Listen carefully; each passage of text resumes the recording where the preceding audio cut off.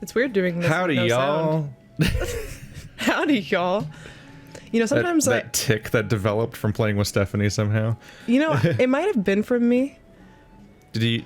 Yeah, I think you've said that before. Well, at work I say that, and I don't know why I say that over my radios. I'm like, howdy, y'all. Yeah. And I think it's just because it doesn't suit me at all, so I think it's funny to do it. Yeah, you're yelling high. Because I don't look at all like someone who'd say howdy, y'all. Ironic enough times, it just becomes real. Yes, I think that's exactly. I also like saying like cringy things over my walkies too. That's always Everyone hates me at work, I'm sure. Yep. I remember the one time I remember when I accidentally swore over the walkie, and then only realized that it was on afterwards. Oh, I've had to. Everyone's like, "Who is that?" And I'm like, No one will know. They'll never find me. So the reason this is happening is I do a weekly Q&A on Patreon, but every 10th episode is public, and sometimes I do something weird for that one, and I figured, you know what, I haven't done a live Q&A in like years. And then Stephanie got home, and I was like, and the world ended. You're bored, right? Yes. All right, let's see if there's any questions so far. What is your picture of this stream? These pictures are made by Apraxic. Thank you, Apraxic. And they're damaged. 5,000 Stephanie points. Congrats. Non-refundable. Put those in your pocket. Non-refundable Stephanie points. That. They're not worth. I immediately hit the only microphone. worth I'm not used to the microphone being coming from my left side. What's your favorite exotic animal, Stephanie? You're gonna have a way more interesting answer than me. Well, I'll let you go first then. What's your answer then? I like the pangolin. Pangolin? Yeah. That's a great answer. Pangolins are fucking cool. They're like anteaters in battle armor. Don't even know what pangolins are. Yeah. So on I ran into a trend where if I have to name a bunch of characters, like if I have like a party of characters and I have to name them all for an RPG, I'll name the tank Pangolin out of habit. Well, I believe the name is derived from something like that. Yeah. I just remember being a kid knowing that Sandshrew was a pangolin, and I was like the only kid that knew that. Because I watch Animal Planet. Yeah. It's like a variation of like anteater and armadillo and all that, but specifically it's got crazy cool like spiky scales. People kill them a lot. Yeah. And they for grind Eastern them up. medicine. They grind them up for boner juice. Yes. Boners have killed more animals than I think anything else. There's nothing more dangerous to nature than I almost said incontinent, than like infertile Chinese people. Thanks a lot. My favorite exotic animal, I like crocodiles. I've always liked crocodiles. My favorite's probably the Nile crocodile, because my favorite thing to watch on Animal Planet when I was a kid, and even now, I don't think they even show it now, is like the Great Migration across all of Africa. And there's that part where all the animals have to cross the Nile River, and they just all get eviscerated by the crocodiles that are sitting there like little bear traps. I just like them because they're like the closest thing to... They're giant and they're intimidating, but they're really lazy. Giant, I'm a reptile. Immobile dinosaurs. Reptiles are probably my favorite genre of animal. I keep a lot of pet snakes. Kiki just scared the shit out of me. I keep snakes and tarantulas. I also have kept scorpions. So, yeah. Do you want to run down the animals in your room? Well, Can you remember them all in one go? yeah, I can. I've rehomed some of them. I was rehoming, so I don't have as many as I did. But I have a ball python named Mallory. I have a banana ball python named Butch Deloria, after that character from Fallout. I have I had a Kenyan sand boa. I have a Taiwanese beauty snake. At my family's house, not here because it's too big, I have a jungle carpet python. You haven't seen that one, but it's really big. It's like 6.5 feet. It's pretty big. It's in a really big custom cage, so I couldn't bring it with me. So I told the story on a recent episode of WoW about your escapee. Oh my god! Where I just saw its tail like escaping into the bathroom vent, and I'm like, it's the sweetest snake ever. That's Mallory. She's so sweet. She's named after the Juliette Lewis's character in Natural Born Killers, by the way. Just thought, let you know, I'll know. But Keith wouldn't grab her. You let her crawl under the vent. I was at work. There was a reaction time problem. I was carrying stuff up the stairs to my room and then just saw a tail escaping to the bathroom, and there's a moment of shock of like processing. She's so what's sweet. I was right so now? worried about her. I had a block. So I don't know if I told you what I did, but I took the vent off in my room and I used a compact mirror to like look inside the vent, and then I turned the AC up really high because they don't like the cold, and then I locked the bathroom door, so there's only 2 vents open, the one in my room and the one in the bathroom, because that one you can't shut, which is why I got in there. And the next morning, or like there was a couple days, I missed her for a couple days. I was looking. So sad. You saw me, like I was trying to like walk around, check all the vents, even though I don't know how HVAC works. So like I had no idea where it could be or which floor it would be on. But eventually, I opened the bathroom door before going to work one day, and I was like, why is this handle hard to open? And then I opened it, and I realized she's curled around the entire handle. Yeah. And I was very lucky that I saw her there, not you, Keith, because I was like, I'm not afraid of snakes. You would have been afraid if you opened the door and there was one on the handle. It would have been a surprise, but I know that your snakes aren't dangerous. Super sweet. I'm not afraid of snakes as on a phobia level. I'm afraid of snakes, and that if I see random surprise snakes in the wild, I'm not confident that they're safe. And so there's like that level. No, I have a reaction to like spiders and heights. See, and I also sharks. have 3 tarantulas. And how dare you? They're very sweet. It's not trying to justify growing up calling them skultillas. No, one of them is named Benton Tarantella. After that character in Courage the Cowardly Dogs, I thought it was funny. Did you say Benton Tarantilla? His name in the show, I think, is Benton Taranteller. He's a parody of Quentin Tarantino. Yeah. But I was like, I don't know. I just like, it sounds like a tarantula. So yeah. And then it became a tarantula. Surprise. And I got a bunch of fish. So I got a big old fish tank. Yeah. I got 2 of them. Of which one of them has a crawdad many of named those Cody. around here. Yes, and they're all planted and they're beautiful. And I was just fixing my canister filter before I came in here. So, yep. Had to wash epoxy off my hands.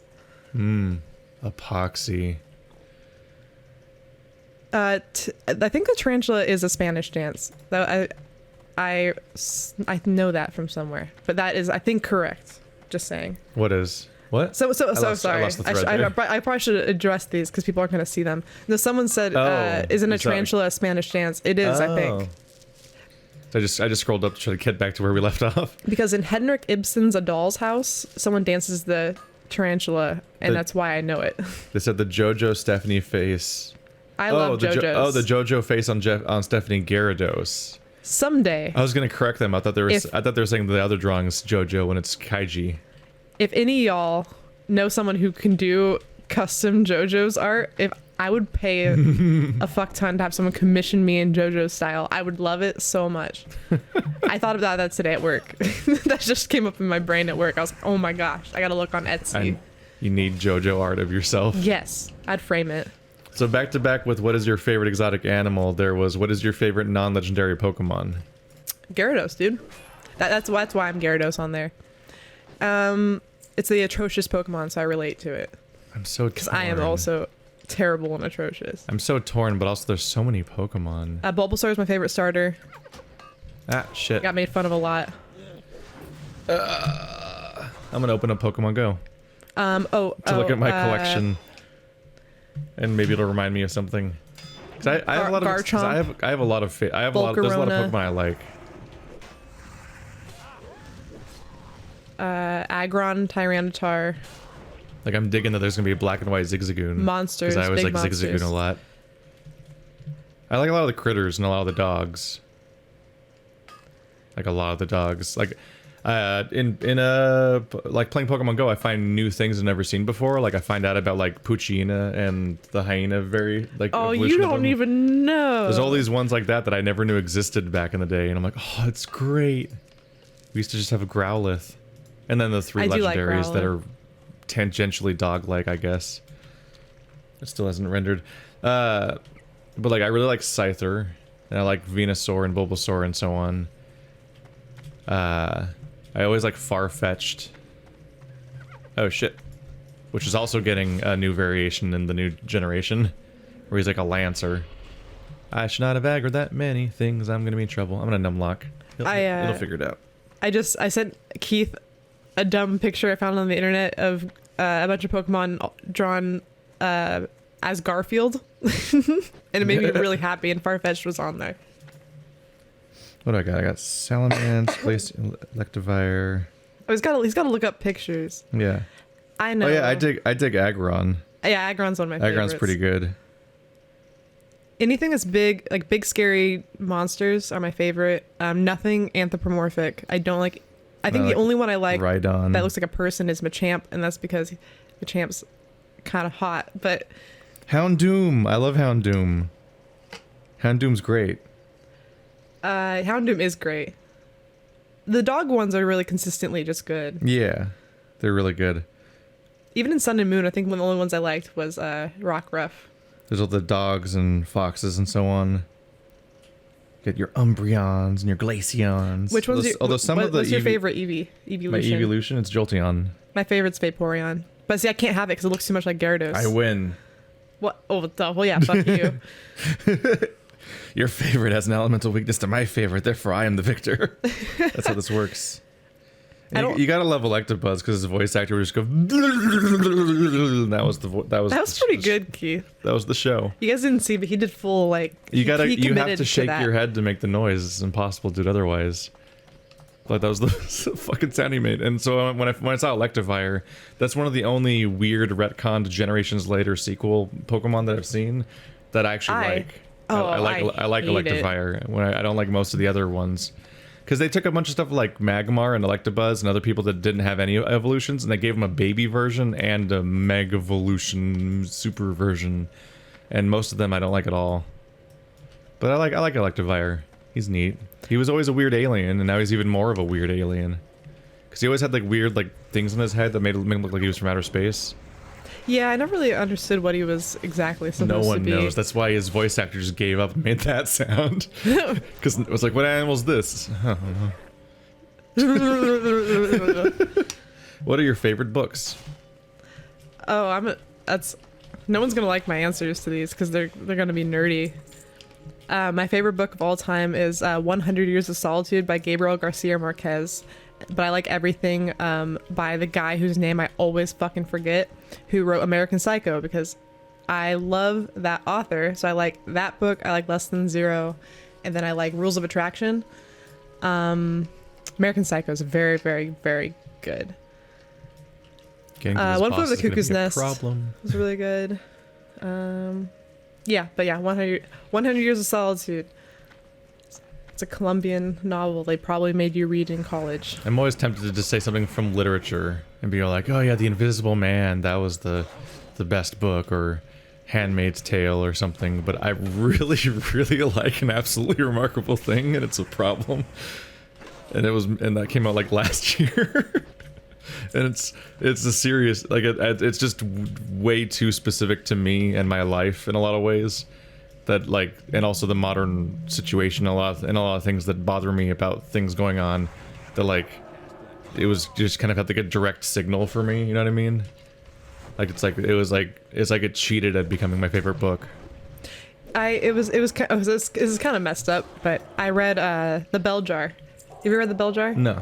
So The Bell Jar is about Sylvia Plath, but I didn't know that it was Sylvia Plath wrote it, but I didn't know it was kind of autobiographical. Not really, but mostly. And I read it and I remember thinking, oh man, I really relate to this character a lot. And then she starts trying to kill herself throughout the book, and I was just like, oh no, the first like few chapters were very much me. What does this say about my life? But that's actually one of my favorite books too, because I really related to that. I don't know. Oh, and then I like what's on this bookshelf East back of here? Eden. I like a lot of manga, a lot of comic books. Do Androids Dream of Electric Sheep was actually really interesting. It's so different from Blade Runner. So if you've seen Blade Runner, you have not spoiled that book yet. Have you read that yet? No. It's very short, actually. I don't read a lot of sci-fi. But it's just straight up not Blade Runner. Like that was the surprise. You can see where the characters are that they turned into Blade Runner, but it's just not the same story.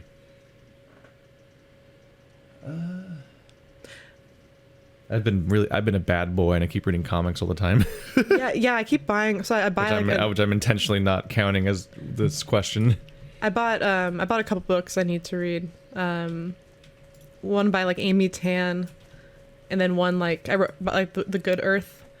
There's like 5 books and I just really need to read. But I keep buying comic books and then I keep reading those first. They take precedent over everything else. So yeah, I need to start reading too. Shame on us. I'm going to die. Oh fuck, I'm going to die. Oh fuck, I'm gonna die. We're all going to die. But I'm gonna die now. That's the problem. It's cool, if the boss dies, I win. Come on. Die, you little shit. Jesus Christ. There's so many enemies. We're good. Alright, next question is, who is Stephanie? She seems nice. Well, ow. That's a very broad question.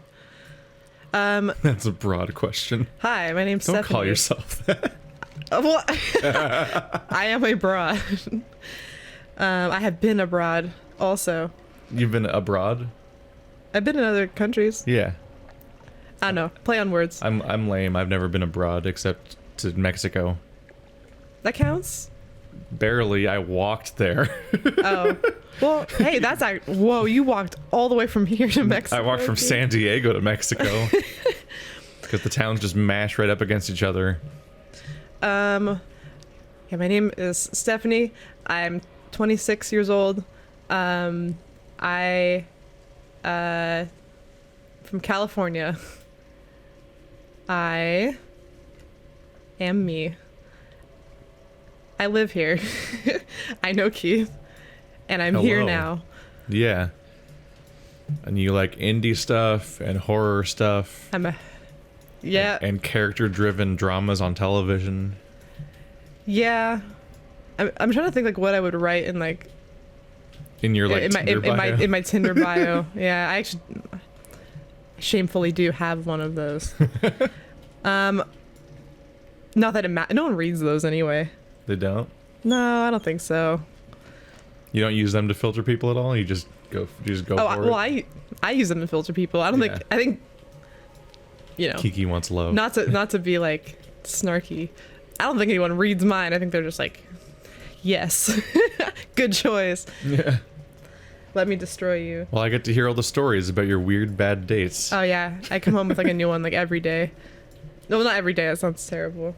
Maybe like twice a week. Your last one, you had one where they were coming out with media opinions, and then had to do like a double take when they realized that it was the opposite of your opinions of those things. I always get people who I think it's funny. I either get people who really don't seem like they should like me because I look really like alternative. I got my shaved head. I have a lot of piercings and tattoos and stuff, and I always get like jocks. I don't know why. I always get like jocks for some reason.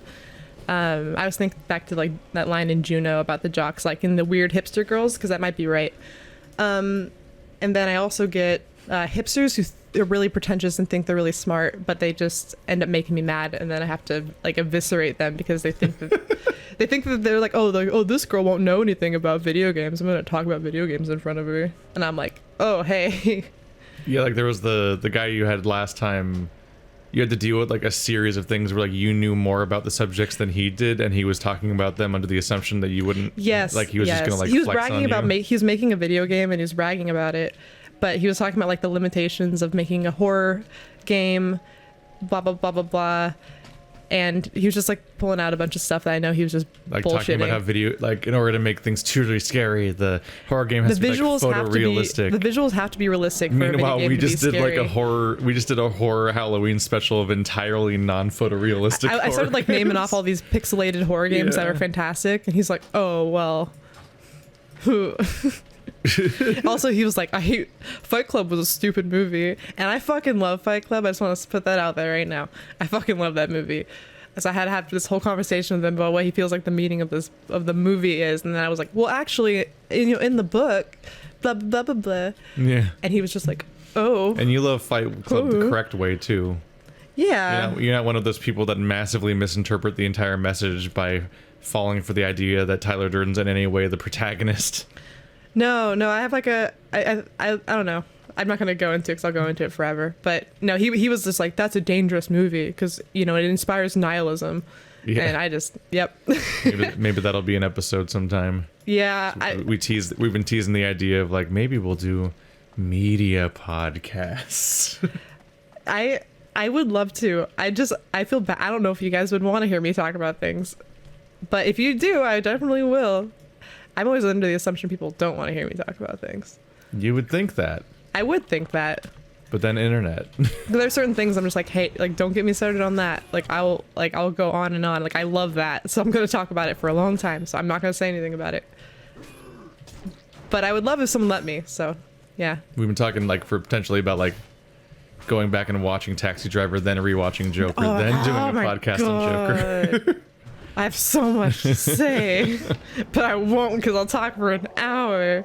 Yep. Have you and the other guys boycotted Overwatch? Or have you guys just not gotten together? We just kind of haven't gotten together lately. I'm not particularly in a hurry to play Overwatch right now, partly because the meta got kind of irritating a little bit, but also because I just don't feel like dealing with that entire topic that much right now. So it's definitely, like, pushes me the other way, but also, like, between the stuff with Stephanie and also stuff with Bird and so on. Oh shit, this is undoable. This isn't happening. I've just had a lot of multiplayer stuff going on lately as opposed to the big chunk of this year that was just me marathoning Overwatch and nothing else. So it's been kind of edged out a lot too. We'll probably come back to it, but right now we're kind of busy. Me and Andrew are playing World of Warcraft. Like you and I just finished Obscure. We're probably gonna do Pokemon like a week or something. Oh, when that comes out, 'cause that's already coming out. Oh, Jesus yeah, I got a pre-order. Yep. And then I don't even own a Switch. And then I already pre-ordered with Bird it. and Colonel RPG, I've been doing Trine, and We Were Here Together, and now Remnant from the Ashes, and maybe going back to No Man's Sky at some point. And also there's the Jackbox, which you were in some of, and that comes and goes. There's just a lot. I liked the multiplayer is a crazy mess, and a lot of the continuous Overwatch stuff was partly because I was constantly reigniting my passion with that game when I kept being like, oh, I want to do, now I need to learn this character, and like I kept getting really excited about how many elements there are to get into, and I really enjoy the game. But also it was kind of some complacency of just like, let's just play more Overwatch like we do every week. And lately, the multiplayer's been a bit more ambitious than that, and definitely harder to schedule. It's been I've been keeping spreadsheets of this shit. Let's see. Oh, people reacting to the Pokemon in the corners. Do you guys live with each other? Yes. Tarantulas. There's the dance comment from earlier. In what age do you prefer to die? As soon as possible. As soon as possible. Am I not there yet? When? Yes is when. The yes time. If I had to give an honest answer, okay. Okay. If I age like a normal human being, I'd probably say like a mid-80s is a pretty solid answer. If I could live forever and I got to choose when I got to die, and I didn't age, because you gotta specify that's important. You know, there's some Greek myths about that shit. But if I don't turn to dust, then I'd probably give it like a good, 200 years. Yeah, because I think there's a lot of. I'd love to see as much as I possibly could. I always think that, like, when people are like, you should die when you're gonna die, and otherwise you'll go crazy or something. I could find ways to, if I had money, I could find ways to entertain myself. Yeah, I always find that stuff really iffy. Because I'm like, I feel like that's like cases of people like kind of trying to justify their own mortality to themselves in a way that makes them feel good about it, but doesn't actually fly as meaning much. The idea of like, oh yeah, I should just, yeah, it's good that we don't live past our normal mortal lives because it makes our life valuable and that is bullshit. Something.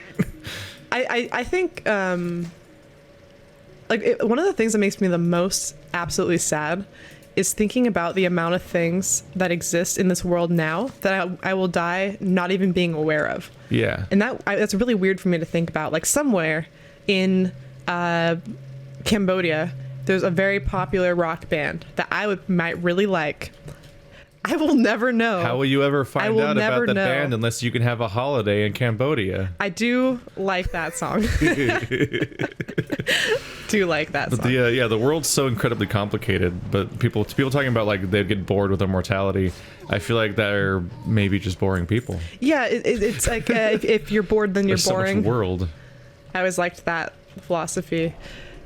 I can definitely spend a lot of time with only myself, and so I would be okay doing that. The only thing that would be very sad would be, of course, watching everyone that you know and love die, that's not good. And then not being able to like have like any romantic relationship because you would outlive everybody. But maybe you could have like a whole bunch of very small ones. I don't know. And just be really selfish. Be really selfish. I don't know. People have. Oh, I'm gonna die. People have dogs. Oh man. And like they die. I have to outlive like, my dog. You have to constantly be aware of the fact that your dogs are gonna outlive you, or you're gonna outlive your dogs. My dog just walked up to me. Yeah. She knows I'm talking about how she's gonna die before me. I'm gonna die. I'm gonna die. Don't tell her. Fuck. I'm good. Maybe. Okay. Oof. Oof. Oof. Oh no. No. I'm really bad at this. Nice going. Red Ridge is a fucking nightmare. There's 5 billion enemies per square foot. It's so hard. It's the hardest zone I've ever played in practically. Every single encounter is like, here's 12 guys. Have fun. And they all run when they get low on health, which means they aggro more guys and pull them in. You're like, fuck you. Like you saw that fight I did with the gnolls earlier where it was like there was just 7 of them eventually. And you're like, all right, well, this is a moot point. What age do you prefer to die? Never. Unless I become a shriveled up head in a jar. I don't really want to become the face of Bo necessarily, although maybe that'd be entertaining in its own different way. Do you know the face of Bo? No. Face of Bo. Dace of Bo. That's not... The face of Bo. He's just a head. What is that? That's from Doctor Who. He's like some big wise head in a jar. And that's just how he exists now. That's what he is now.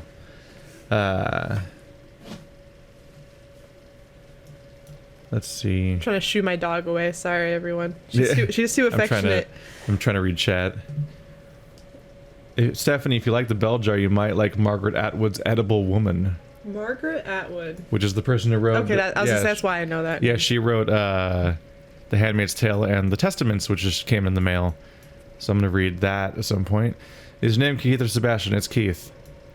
I like savory snacks. Hence how they ask sweet tooth or savory snacks. Oh. I like both at the same time. They can both be good, but I definitely have a sweet tooth. Like we just went to the store. Yeah, Keith buys a lot of candy. And I came back with... I did come back with salted and baked... are they called plantains? Plantains. Yeah. I have roasted and salted plantains, so that's savory. But I also came back with both dried strawberry... Go away. Dried strawberries and dried something else or whatever. Or whatever. Pineapples and strawberries. That's what I came back with. Apricots. And I buy candy. And I drink... juice. I don't, as opposed to V8. I drink V8. You drink V8, and the whereas tomato kind. I'll be walking around like, why aren't they stocking the fruit V8, the good one? Someday I'll find that guy that I had that whole conversation with about the fruit versus the vegetable V8 in the middle of the Save Mart like 2 weeks ago.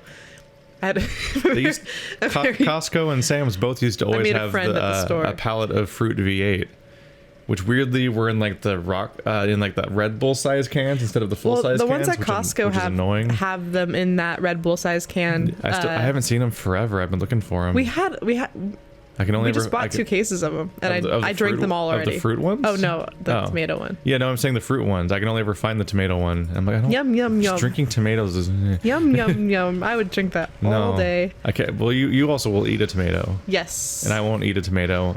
I'll put tomatoes. Vegetables. I like tomatoes in stuff. Like almost every variation of thing that has tomato in it, I like. but I do not want to drink or eat a tomato directly. When a tomato is processed, that's where I draw my line. It's the properties that allow it to fight off skin cancer are enhanced because it releases the lycopene. So actually, eating processed tomatoes is especially good for you, so you're fine. Are you planning on doing another Dark Souls series with Andrew? I don't know.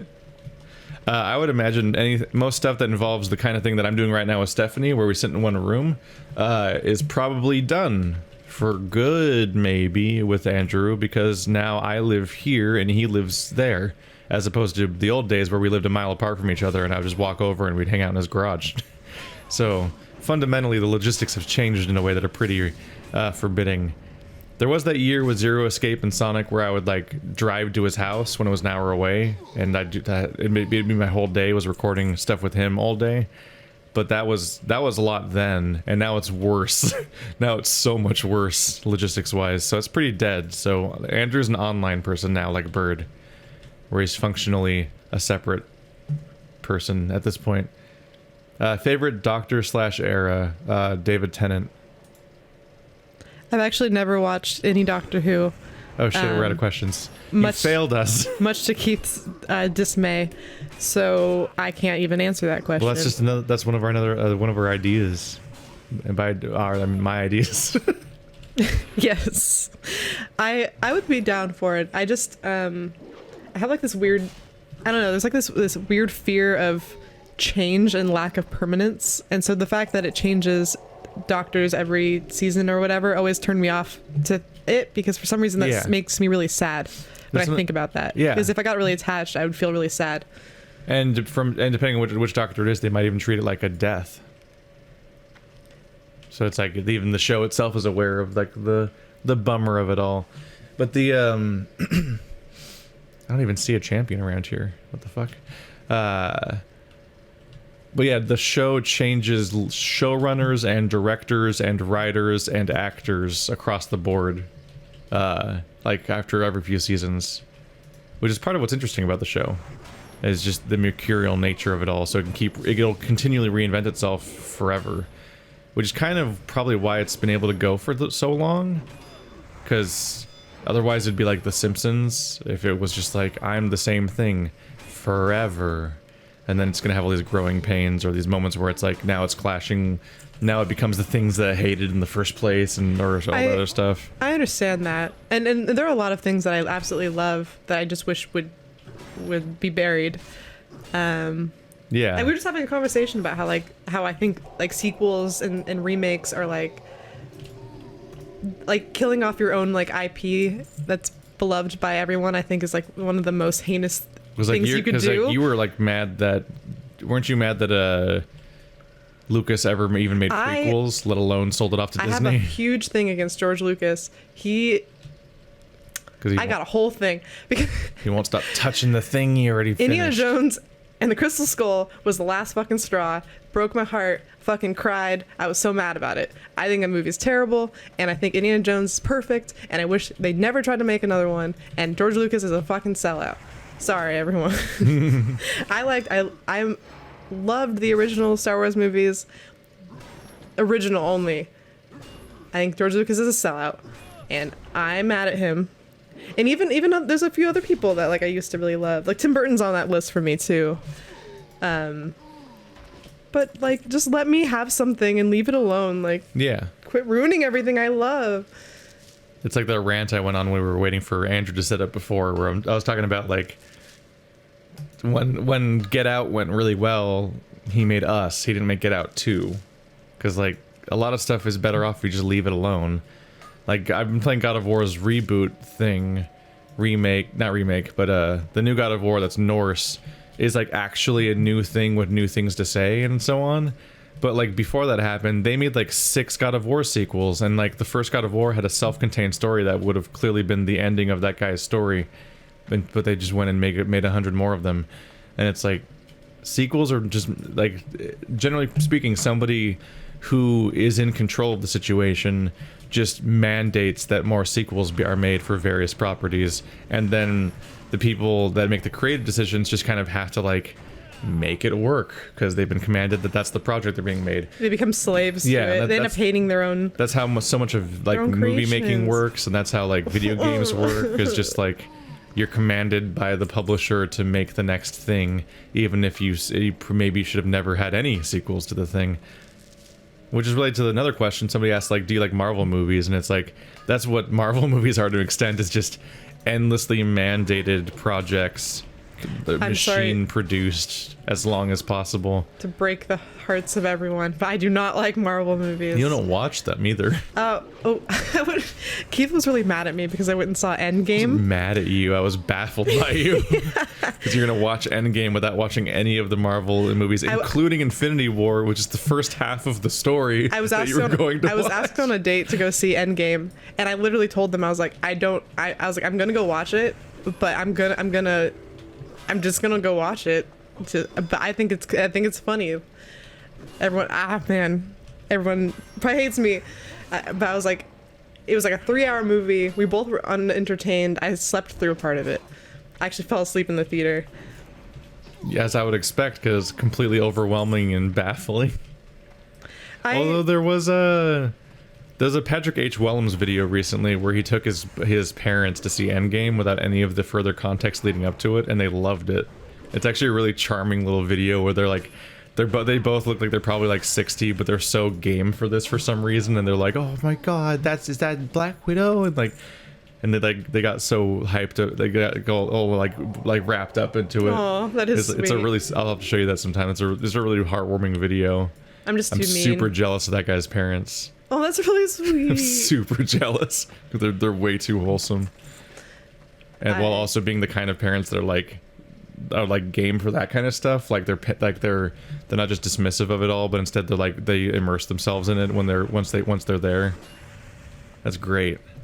I felt that kind of way in a cool way once when I took like a bunch of my extended family to an escape room and did not expect it to go over well, but it actually went over like pretty well. And it's like, oh, they all let themselves care. This is neat. It's like one of the, those moments where you're like, my family is really nice. I really like my family. Just trying to get your like cross-generational like people to even collectively care about something is so hard sometimes. Well, because it has to be something. I was gonna say like nonpartisan, but that's not the right word. Something that any generation could feel equally about, which is hard. It's hard to figure out how to introduce it.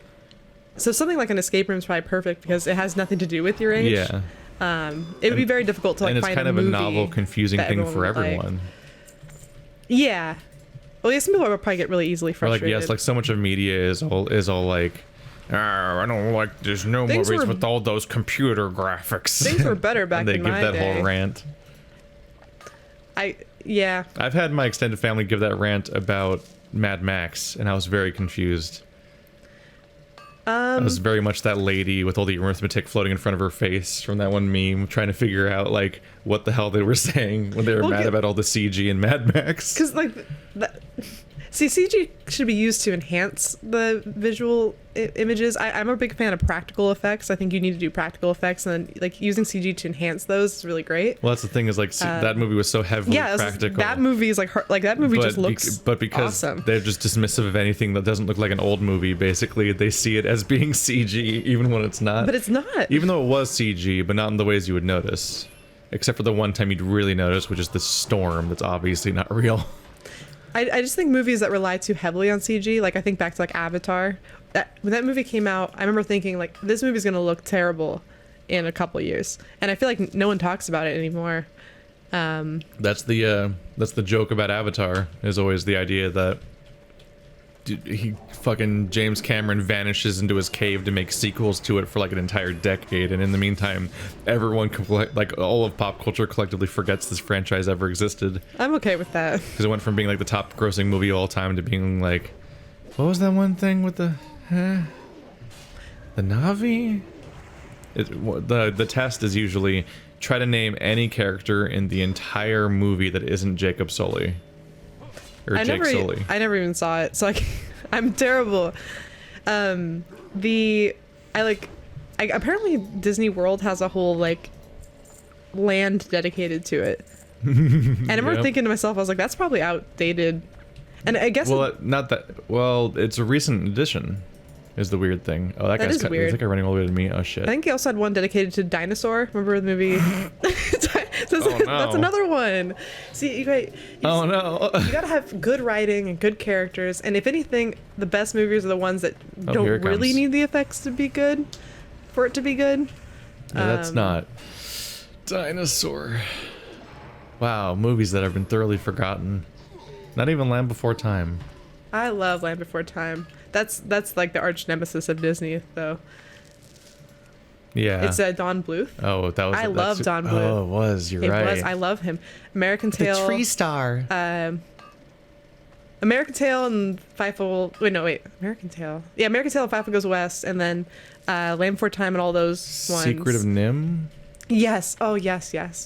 I love Secret of Nim. They're Back. All Dogs Go to Heaven. I can't remember if Their Back is, but I love Their Back.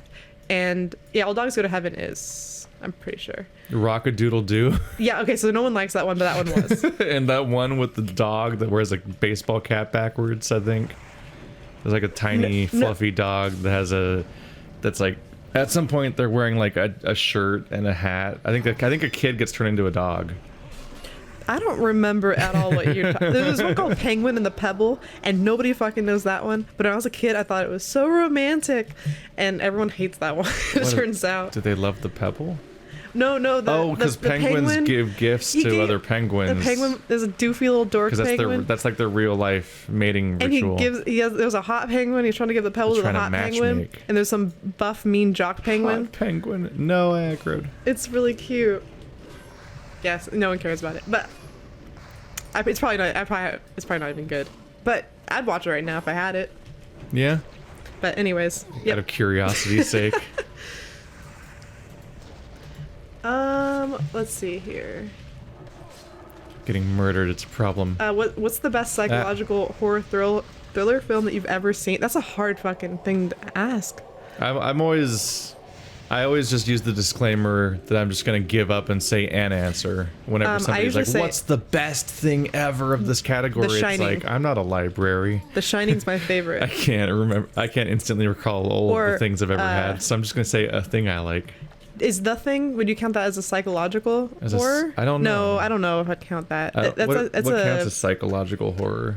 Usually, it's something that doesn't have. I mean, not always, but usually it's something that doesn't have to rely on like gore or monsters to be scary. I almost kind of think more so like The Shining's like the best example I could think of because it just relies on atmosphere and tension. Like the Babadook. Or Hereditary, which I love and will rant about forever and ever. Keith's lost to watch it sometime. It'd be easier to have an opinion. Love it. If and I could see that stack too. Of movies that are currently downstairs. And then anything like Darren Aronofsky. I don't know if you want to count it as horror, but like Mother made me very upset in my brain. I have not seen Mother yet. It's so upsetting. It's good. I loved it. I was gonna say does the drug movie count? Requiem to a Dream, because I love that one too. I'm trying to think of what counts as horror. Like a psychological horror movie for me was like Eternal Sunshine for a Spotless Mind. That was pretty psychologically horrific. I think of that as that's like one of the most romantic movies. I think that movie makes me cry. Requiem to a Dream. I love that movie. It is scary though, I guess, in theory.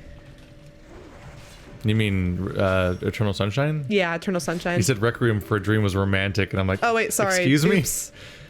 You don't think ass to ass is romantic? You get yourself a man that looks at you the way that granny looks at a grapefruit. Oh no. Oh no. That's kind of romantic. I love that. I saw that movie exclusively because that song kept getting used in like trailers for like Riddick and shit like that. It's like it was used so much out of context for trailers to hype up various movies. I'm like, what the fuck is that song from? It's such a so good I found score. Requiem for a Dream and then I watched it and I'm like, why is this song used in everything? It's a really strange out of context thing. It's like I guess how some stuff will use like the Superman theme.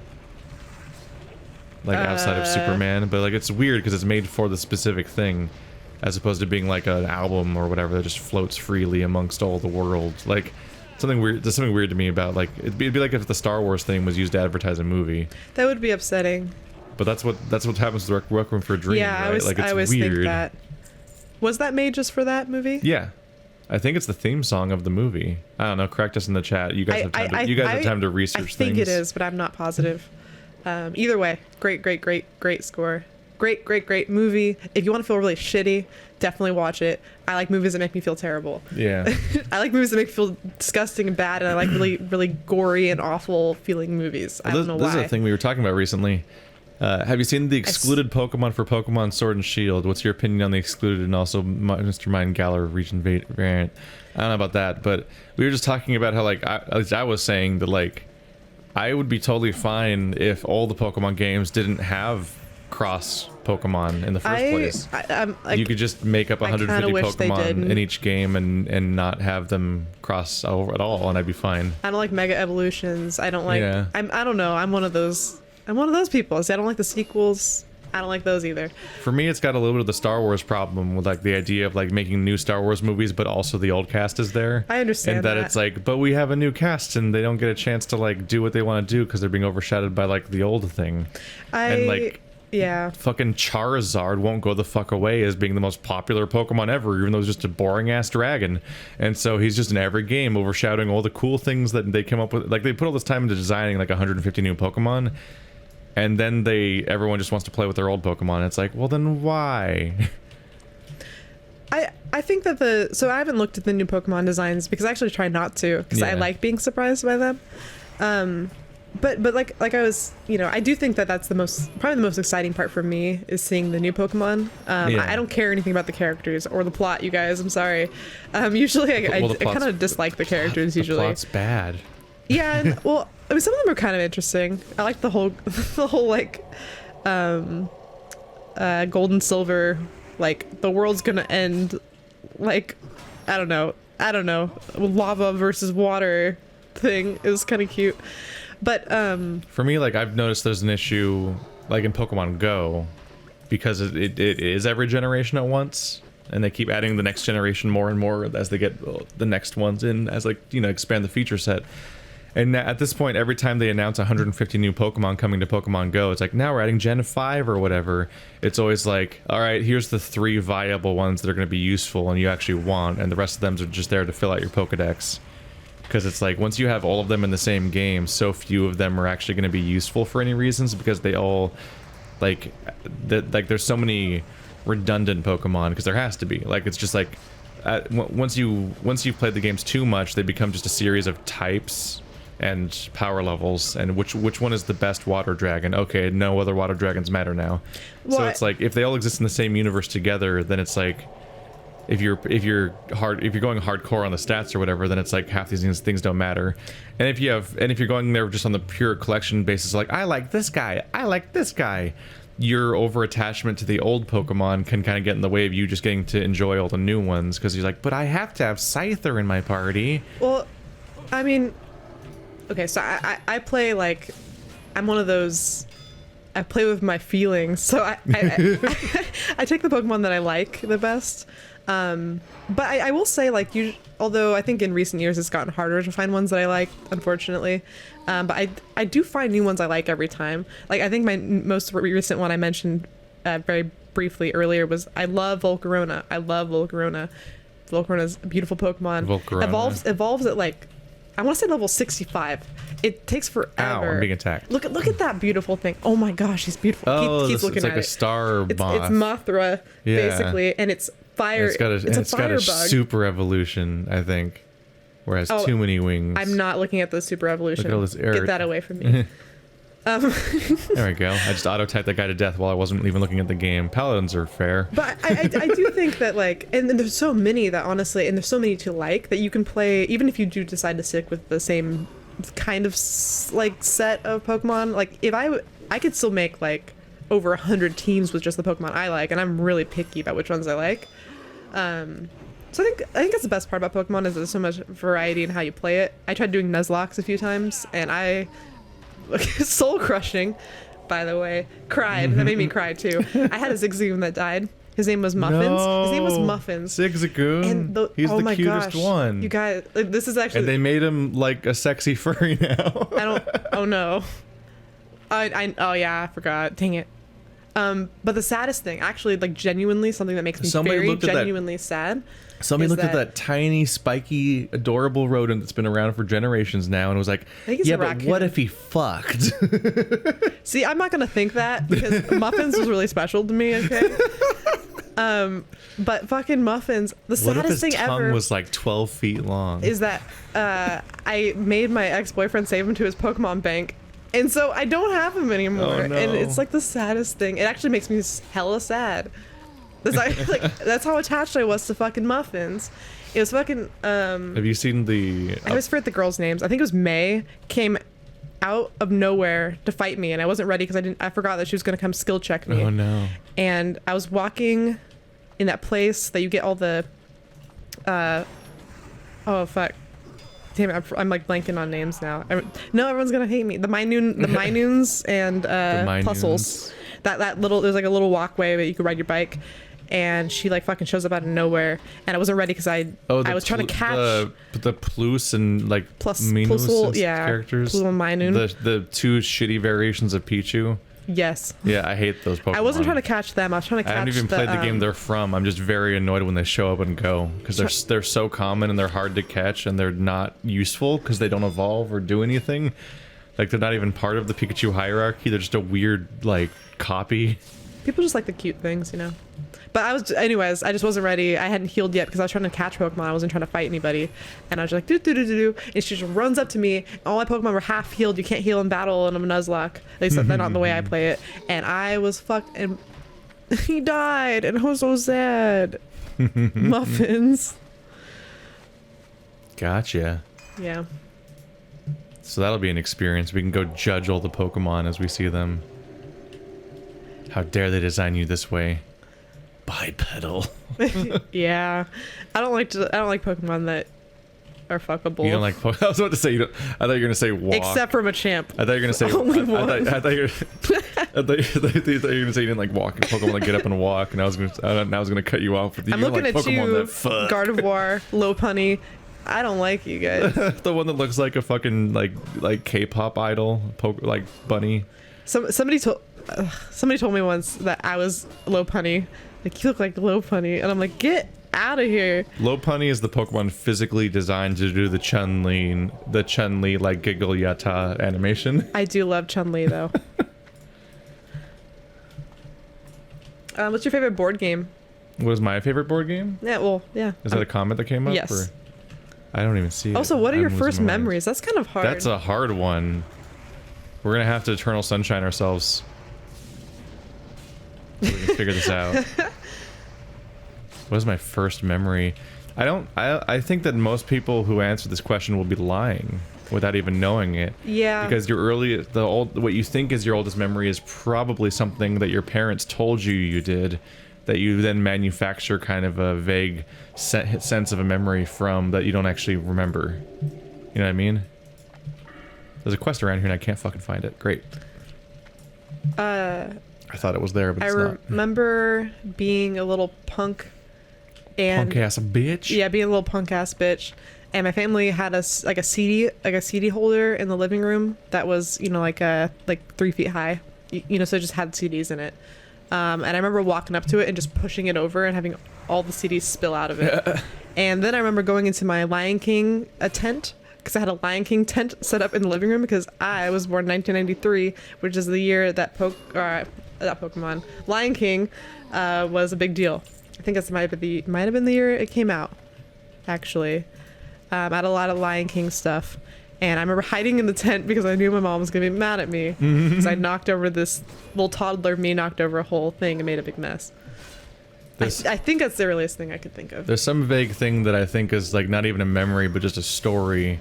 Is just the idea that like I took the toilet paper roll and just spread it out across the entire bathroom, just made the biggest possible just mess out of that. And then when my parents found me, I just like squeezed my cheeks together. Like, Keith still does that. Like, you're not gonna do anything. And then they backhanded you, right? Sent me flying. Then they got the belt out. And I have a vague memory of my parents watching Titanic on VHS, on 2 VHSs, because that's how it was. Yes, yeah. I have that somewhere. And I had one of those irritating little things that records audio and plays it back, and you could change the speed of the playback. And so while the guy was chasing the couple around with his gun after they tried to like fuck in the car or whatever happened in that movie, I was like, I'm gonna murder you a lot, into the little like stupid voice recorder. And then I kept playing that back over and over again while the movie was running, and just laughing and so amused with myself, and I'm probably irritating the shit out of my parents. They're trying to watch a movie. Wow, he's got some evil in him.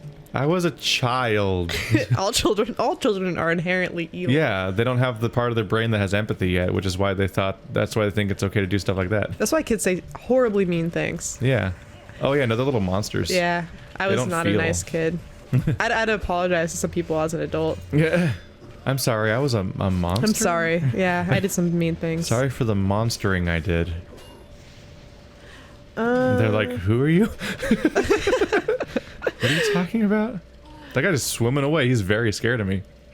As he should be. Just swam to the bottom of the fucking pool to get away. We're coming for you. Keith, what's your favorite board game? What is my favorite board game? Twilight Imperium. Well, there's a few of them, though. I really like Dixit and Resistance for all very different reasons. So Twilight, and I also like Carcassonne. So those are like my top 4. So you might like all of them. I have one of those 4. I only own one of the 4 games that are my favorites. But that's one of the ones I'm most reasonably gonna be able to play. Because like I like a lot of like German like point-oriented games where you're just getting victory points, and the mechanics are really abstracted and not that heavily thematic necessarily. And so Carcassonne is a game where you just keep drawing tiles and you fit them together the way that you would like fit dominoes together, like making them like the sides match. But they build little cities, and you claim those cities as your territory, and you try to get the highest number of points before you run out of tiles and the game ends. I played a very good one recently with some friends from my high school. Well, I'm not in high school, but they're my friends still from when I went to high school, and we played one that was like that, but it was a horror-themed adventure game with different plot. I had a whole book of different plots, and you had to build a haunted mansion. Haunted horror, Haunt of Hill House. It was very fun. Betrayal at House on the Hill. That's what it's called. There you go. I played that game once, and everyone was so sick of me they didn't want to play with me again, and so I never got to play it again. I had a lot of fun playing that I tried too hard to win. Oh no, Keith's a tryhard. They didn't like it. I don't play a lot of board games, at least not like adult board games, although Candyland is kick-ass, and I liked Life a lot as a kid because I used to like to play with my aunt and my sister, and we would make up stories for our person.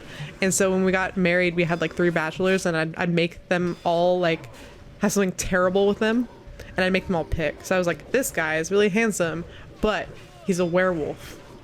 Like this guy, his fatal flaw, he's even cooler.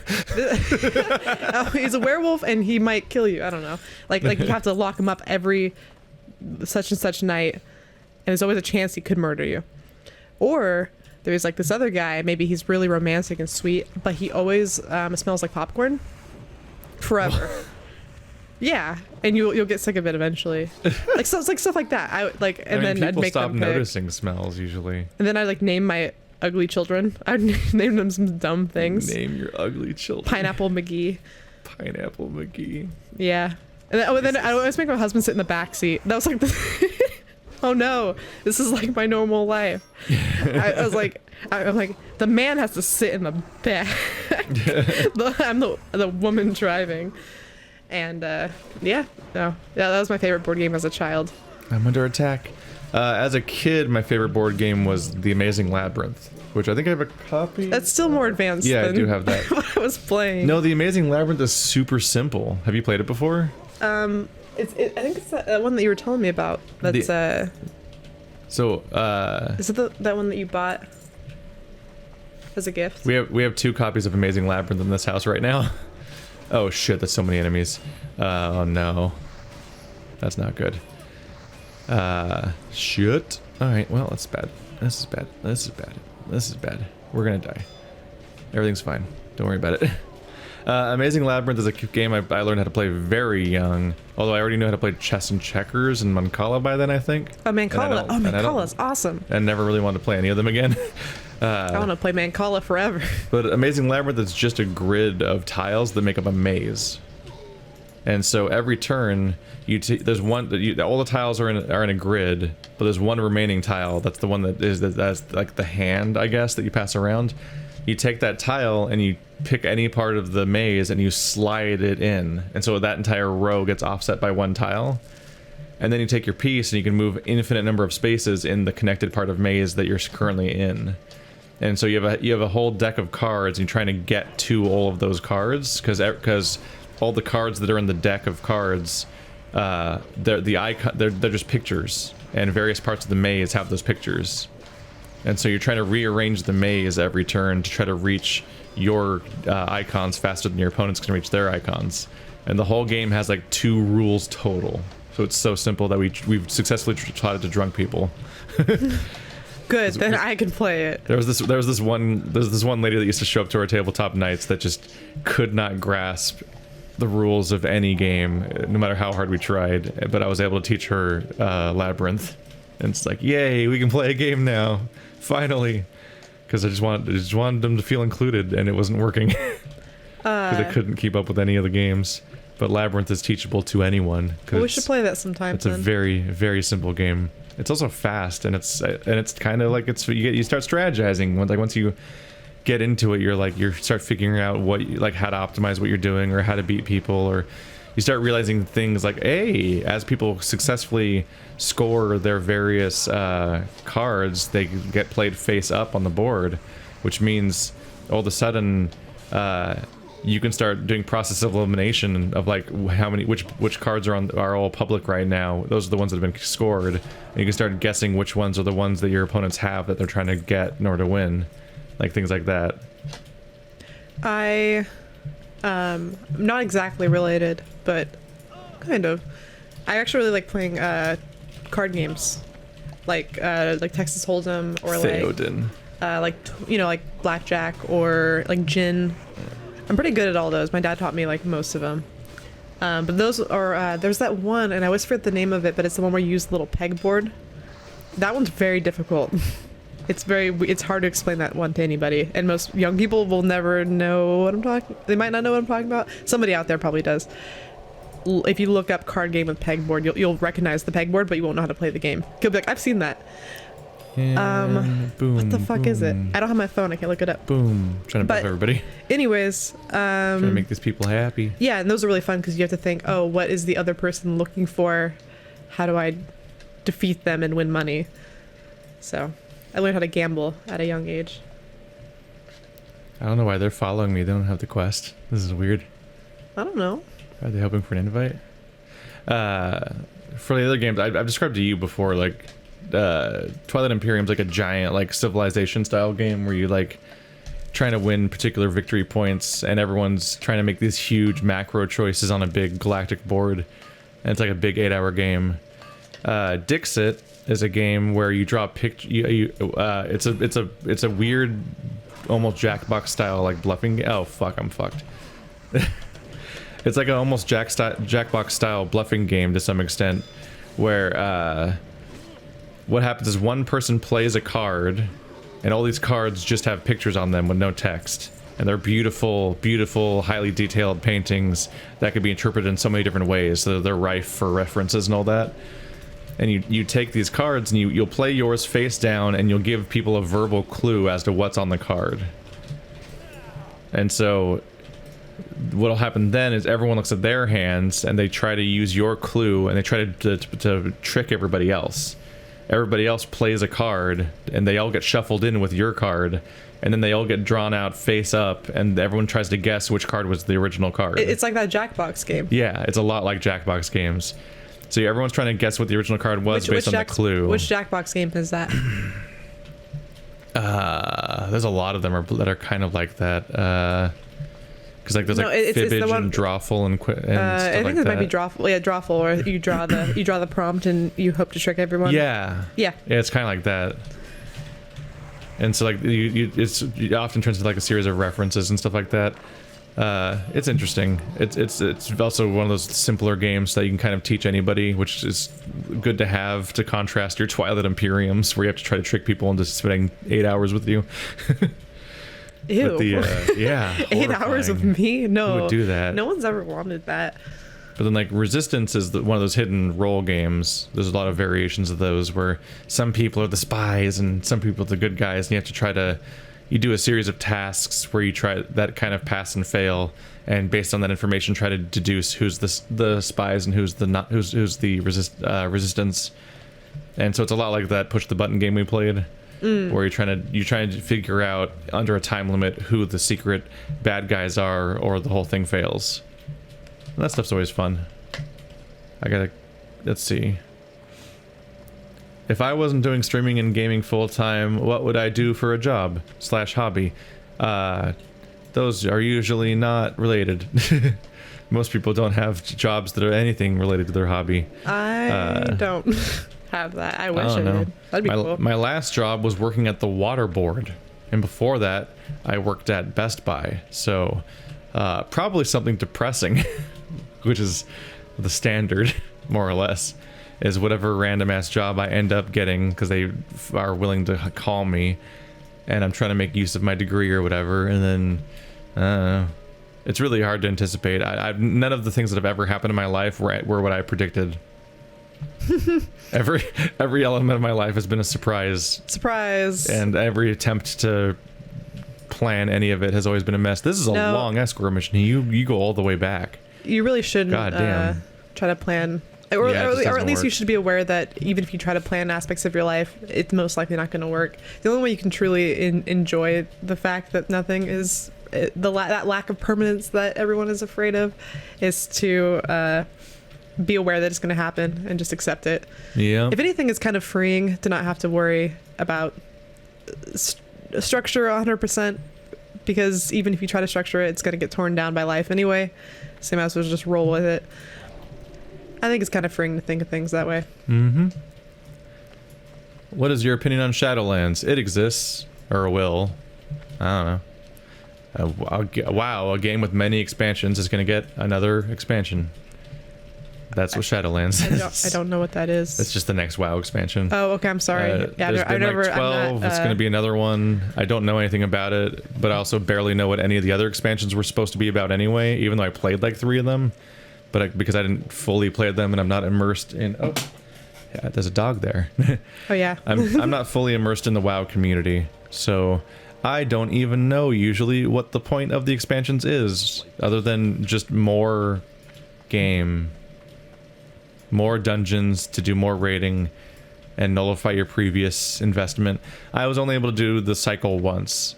I got into raiding in Burning Crusade, which was the first expansion, and I played throughout all that. I beat Illidan, which is the guy on the cover, and so I'm like, he's on the cover of the box. I guess I won. And I can move on with my life now, and then I never raided again. Having the expansions continually come out to be like, and now your previous raid progress you made doesn't matter because everyone just outlevels that content, and now you get to start over, has always been like that's really a tough sell for me for investing. So all I ever do is occasionally make new characters and level them up and do this what you're watching right now. What you're watching right now is my normal WoW experience. I don't do the end game stuff because I never really reached level 60 or any other level really. So Shadowlands, my opinion is that it exists and is happening. I have way more opinion about Overwatch 2, which I'm like, oh, they're adding PvE. I always wanted to have a proper campaign because Overwatch, I think you've probably seen this before, like Overwatch is such a big, colorful, cruel, weird cast of characters. It'd be nice to see them in a story or something, which Overwatch never has had. It's never had a campaign. So having a campaign sounds nice, but also I'm worried the campaign might be boring because Overwatch's combat is so dynamic and crazy and fun for multiplayer, but their existing PvE content's boring because you just mostly have a bunch of guys run at you in a straight line and you shoot them in the head a lot. And it's just not very... It lacks all of the things that make the multiplayer interesting, because the enemies that you fight in the campaign, in the PvE content they've made so far didn't seem very interesting. So I would hope they'd do better. But the fact they're calling it Overwatch 2 is really confusing branding, because it's just a campaign expansion to the existing game, and all of the existing multiplayer is going to continue in Like, I almost wish that they just... I kind of wish that they just rebranded the existing game as Overwatch 2, and everyone just has Overwatch 2 now, because otherwise it's just confusing about what people are buying even, and people are already having to make like spreadsheets and infographics explaining what Overwatch even like what 2 is as a product, because everyone's confused as shit. Did it auto scroll again? It did auto scroll. Shit. Where was I? Good going. Good going, Keith. What are your first memories? Hereditary's awesome. I love Midsummer even more. Great opinion. What are your thoughts on Pokemon Sleep? It's that was a thing. I think they announced it like a year ago, though. That was just a weird product. What? Oh wait, yeah. What was that again? That was like... I'm not super sure, but I think the idea is to gamify sleeping. Oh, hell yeah. And I think... Game all day, game all night. I think, by and large, it's like... I can't bring myself to make fun of it that much, because it's like... It's clearly targeted at kids to, like, encourage them to have like so you're trying to get them to get them to sleep the correct amount every night by rewarding them in their video game for doing the walking system. Yeah, I mean, even back in the day they had the little walk tracker you could put on your hip that kids would just bounce on their knee in school. Yeah, for the longest time Pokemon has encouraged like physical activity and other health things, so like trying to encourage kids to sleep just kind of makes more sense too. I think it's just a bunch of Skinner boxes, so Nintendo's a pretty altruistic company. Hooking more things into that works. I think they're pretty, I feel like, I don't know. When I look at like big corporations, I'm like, Nintendo, I trust you. I hope they're good people. I get the impression they are from what I've heard for working for them and all that kind of whatnots, but they seem like they care about me, hopefully. What are people saying? I've lost the thread on the chat a little bit, so people are like, it evolves at 59, and I'm like, I don't know. Yeah, it's about Larvesta. It turns into Volcarona. I told you have to fucking keep that little Larvesta all the way to fucking 59 for the Volcarona. For both of you guys, what's the one movie you can watch on a repeat without getting bored? Oh, see, that's hard, because I like a lot of very serious, very sad, like I said, very sad movies, so there's a lot of movies I couldn't do. I was thinking about Forrest Gump the other day because of how many different parts there are to the same movie. That might be a fun one to watch over and over again.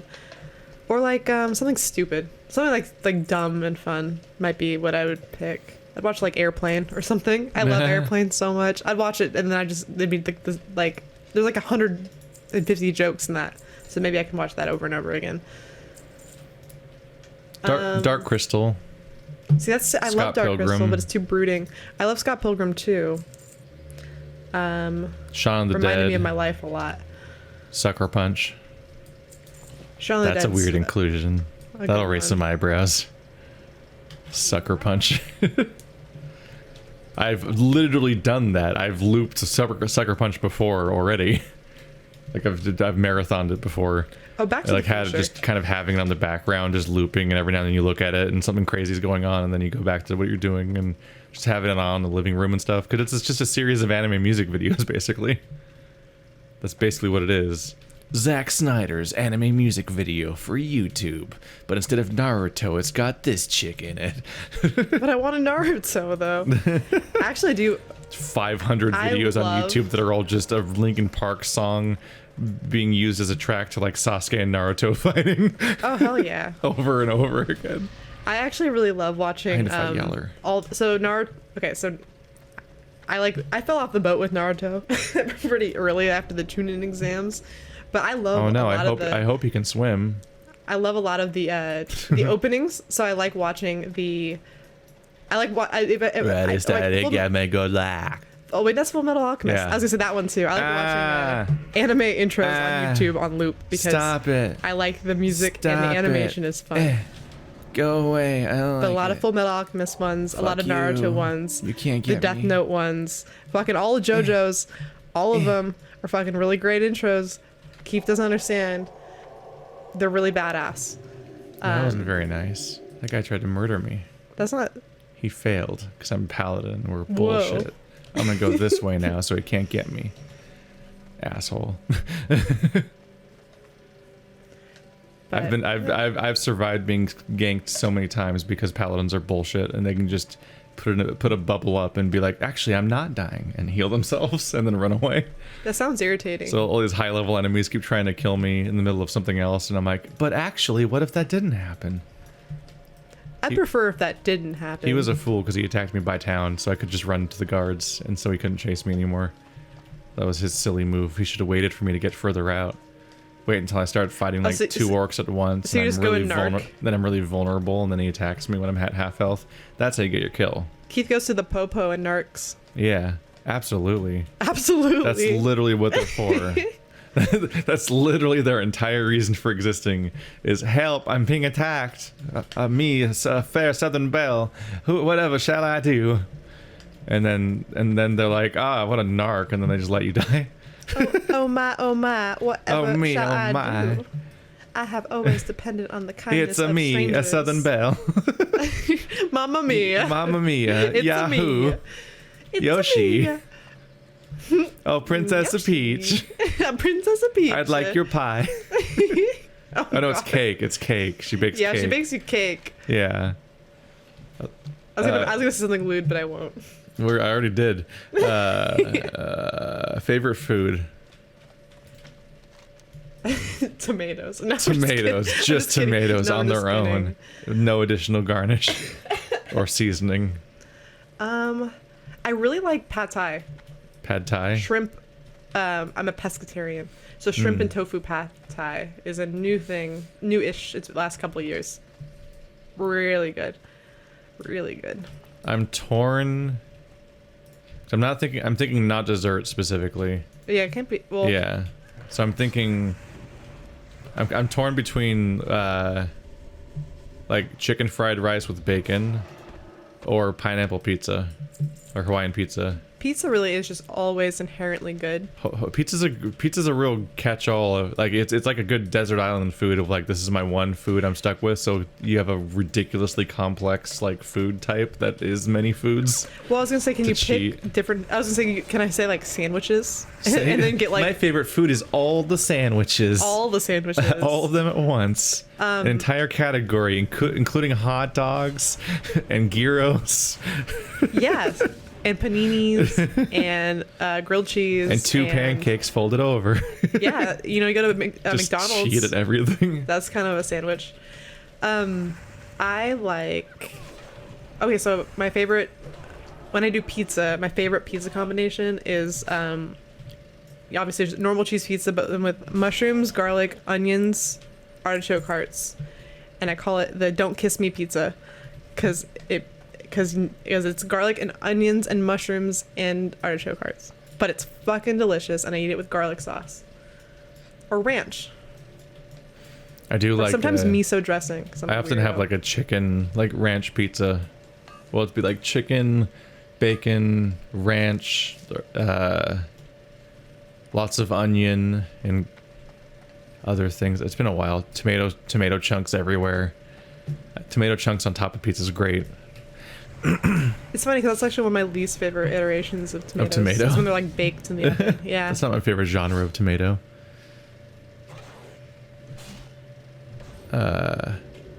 What hope do you have for the upcoming Witcher series?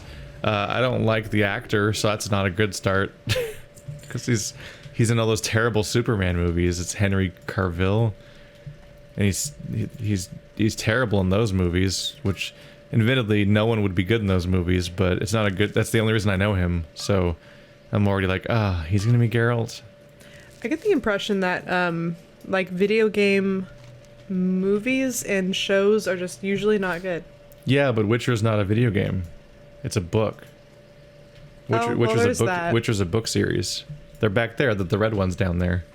They're a whole shelf. The games are just based on those. And they're not even based on those, they're sequels to those. So the games that don't retell the stories of the books, they're sequels to the stories of the books, which is a very particular way to make your game series. It's like, oh yeah, we're already doing like the big ask of it being like a dense RPG of all this crazy lore and so on. And they're like, also it takes place after like a 7-book series. Good luck. Hope you can keep up. So of course they cheated by making him have amnesia. They gave him amnesia so that he doesn't know what's going on. So they have either. to explain things to you as the audience. Yeah. So I guess that kind of unfortunately makes sense. Yeah, I think there's some plot point where like in the second game he ends the game by curing his amnesia or something. So the third game is the one where they're finally all these plot points and storylines and characters from the original books are all suddenly showing up again because he remembers who like their context or something. But I'm not sure because I still haven't played the first two. Which is even also a weird way to cover all this game. Like my trajectory was, I played the third game, and then I read the first 2 books. Then I read the 4 comics. Then I played the spin-off game, and I still haven't gone back to read the other like 6 books or the first 2 games took place before the one I already played. It's a really weird way to experience, but there's no clear entry point. It's all weird.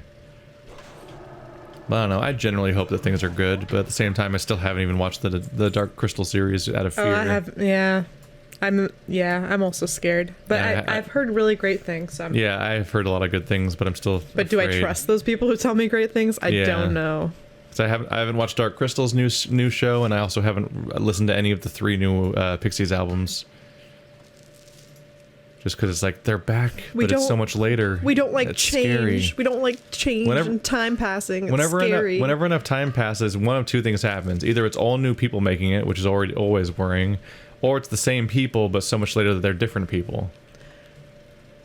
Because like Steven Spielberg made all 4 Indiana Jones movies, but you can notice a certain difference in his approach. Yeah, don't even bring that up again, Keith. You brought it up already today. Exactly. Don't bring it up again. Don't make me relive my anger. You already relive it on loop. Oh, I do. I'm so mad. It's inescapable forever and ever. No, I was gonna say with musicians, it's really unfortunate because it is very much like either you. Yeah, I kind of just. So I remember Cake put out a new album. I hated it. I like the people that kind of just I'm like, okay, I'm done. I know it's painful, or at least just be like, hey, I'm gonna do something entirely different. That may be okay.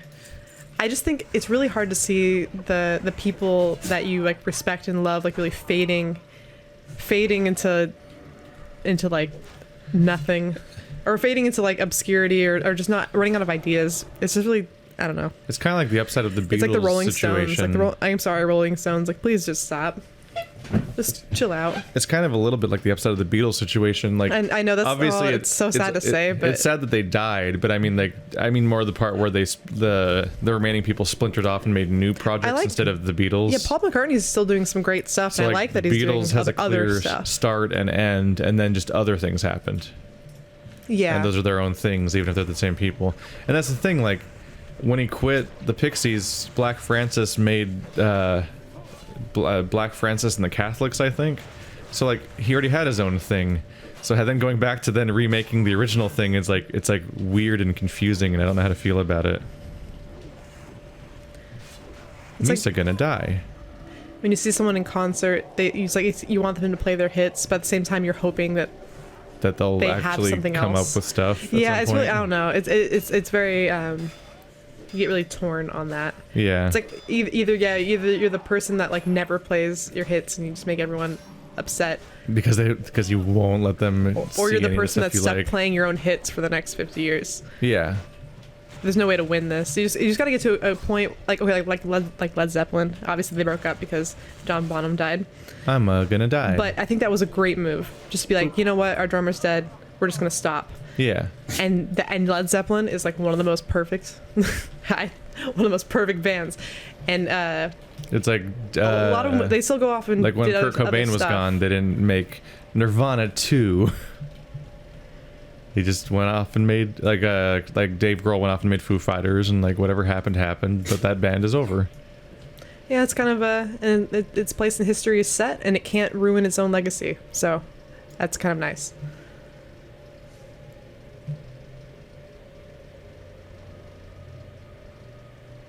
Someone's giving Twilight Imperium some love. Yeah. Roach is now a centaur. That would be the strangest change to have. Roach is what he calls all of his mares. Oh. Implications. Well, every horse he gets he always gets a mare, and he always names it Roach. It's just like the through line. That's kind of cool. I like the consistency. It like weirdly resets the chat. Like it scrolls weird.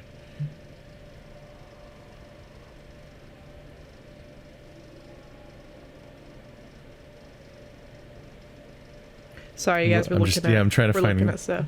The questions. Pineapple or not? Someone complimented my Comic Sans idea. Thank you. Yeah, just Stephanie demanded Comic Sans. So someone asked, what is our guilty pleasures? Comic Sans is my guilty pleasure. Also probably trash music, and I literally like trash TV. I do Jerry Springer style, or like 90 Day Fiance. I think we are out of questions again. So fucking trash. It's great. It's great trash. I also like all those stupid ass dating shows. Glorious garbage. Flavor of Love. Holy shit. I always forget that's a thing. Okay. I have never watched trash television. Okay, so ever. They had Flavor of Love. I kept myself pure. Ew. Purity's for losers. Flavor of Love, Rock of Love, Daisy of Love. These aren't real. You're making these up. No, I'm serious. A Chance at Love. You're making up Pokemon games to see if I notice. The shit. No, it's great. It's like that thing where someone could lie to me about there being certain Pokemon or Kingdom Hearts games, and I believe them. There was one called. I just lost track of them both at some point. They're all spin-offs off each other, and one of them was called Megan Wants a Millionaire, and it's about this really evil but very hot woman looking for a millionaire to buy her everything that she wanted. Tommy. But they had to like, I think they cut the show off early because one of the guys that was in the show actually got in trouble because he had murdered his ex-girlfriend, and they found her body during the show. So the show only lasted half the season. I don't think Megan found her millionaire. I don't know if she did or not. She deserves one. She's like, oh my gosh. But yeah, they had to cut off the show because one guy got in trouble for killing his ex-girlfriend. Put her in a suitcase. That's not the person you pick. Wasn't there also a Power Ranger that murdered someone? Just evil. I think they have villainry. I think they've had a combination of different things where like this Power Ranger went into porn, and this Power Ranger turned out to be a murderer and stuff like that. It's like various Power Rangers actors have like gone on to like do other things, and sometimes those things are not what you'd want a Power Rangers actor to do necessarily. But there's been so many of them. I think Billy's in porn. I think it was Billy. I feel like it was Billy. Billy's the which ranger is he? The Blue Ranger from season 1. I think he went into porn or something. I'm trying to remember. Look that up later. Fuck it, I'm running for it. This'll work. I'll be fine. I'm just gonna aggro every single enemy. There's so many of them in the way. Help. I can't move. I'm stunned. I'm on a tangent now, but there was another one where it was that dating show. I think it was just like the dating show back in the day. There was a guy on there who had committed several murders, and he won the dating show. It's that one where the girl sits on one side of the wall, and then she asks questions to the bachelors, and then the bachelors answer the questions in like funny ways, and she picks one, and she picked him. Like Loveline or whatever, or the one where you just like it's blind and you can't see who they are, and the dating game. There's like 3 people that'll respond. Yeah, the dating game. Yeah, they did a parody of that on. They did a parody of that on Mindfield, where 2 of them were real people and one of them was a bot. And it was a Turing test. They're trying to see whether or not the woman would fall for the bot. That's very cool. Would she have?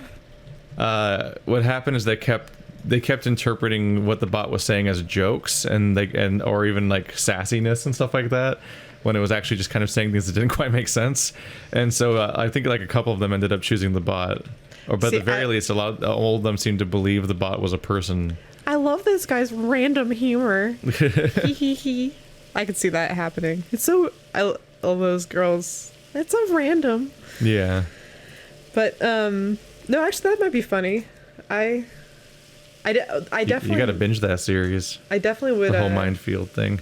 I definitely need to. I didn't realize it was free until you mentioned it recently. The Vsauce series. Yeah, you're like randomly like talking about you love Vsauce. I'm like, why haven't you watched Minefield yet?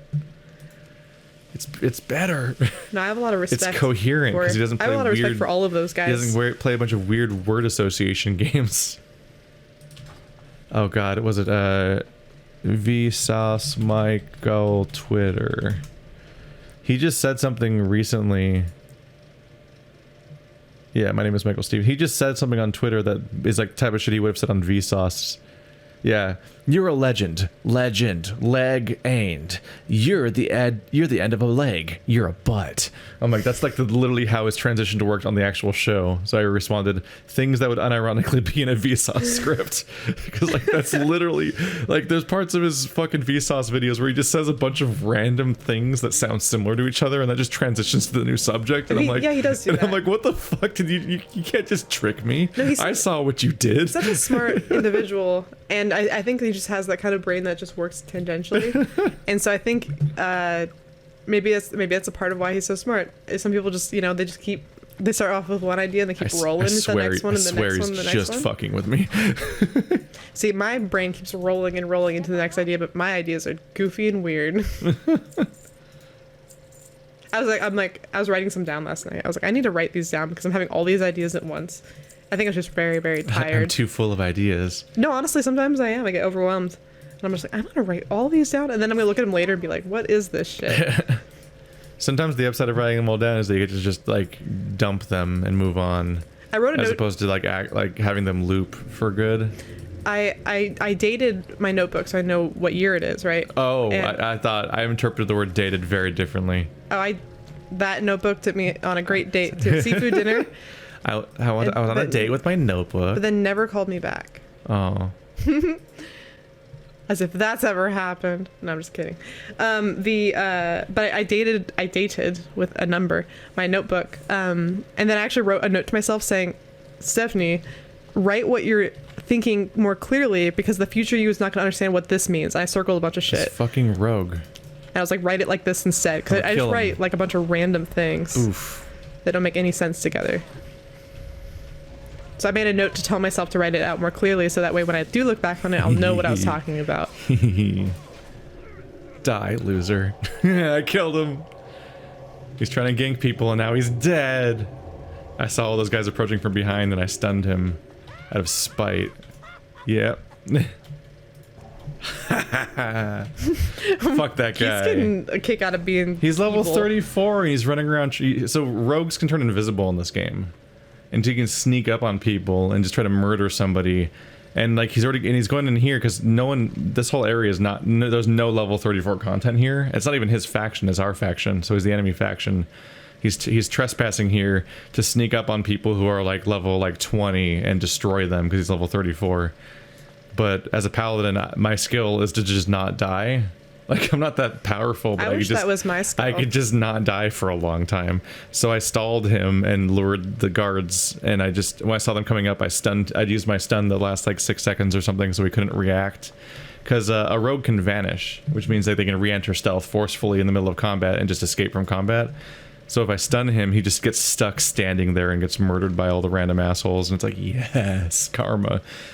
Like, he's just gonna come back. Like, I'm leaving, but, like, and I should leave because he's gonna be mad at me. He's gonna hunt me now if he sees me again. But he's gonna go run around and murder a bunch of level 20s and just ruin their day when they're trying to do quests and just be a dick. And that's just how that person gets off today. That's what makes them feel good, and I shit on it. So I resent people who do that. That's a fun bit. Let's go back to questions. Will Steph stay for longer in terms of channel life, or is this like a month-long event? Did the top one after that. Well, Will Steph stay for longer? Will you? Oh yeah. Oh, okay. If you guys think I'm tolerable, then I definitely enjoy being on this. I think it's really fun. I keep this very nice for letting me be on his channel, in dealing with me. So if you guys like it, I really enjoy doing it, and I would like to continue doing it, but I definitely don't plan on like shoehorning myself into something. If I wasn't liked, I wouldn't take it personally, and I would just be like, I'd move on. But so far it's going really well. But I really do enjoy it. And I was telling you to go through the comments because you were avoiding them out of fear. I was and I'm afraid. like, no, they're all positive. It's going over even like the least controversial guest at this point. Oh, which that's is almost good. Weird. I was telling Keith, like, I'm pretty I'm pretty mean and lewd sometimes, but I'm good at not being an asshole. At least not actually. Mm-hmm. So that's that's good. No, it's been fun. And like you can't shoehorn yourself into anything really, because I just choose which things are solo and which things are collaborative and so on. And then I go shopping around, yes, like which person fits with what thing or yes, whatever. It's a whole process. There's all these people now. But yeah, it's been some fun videos to make.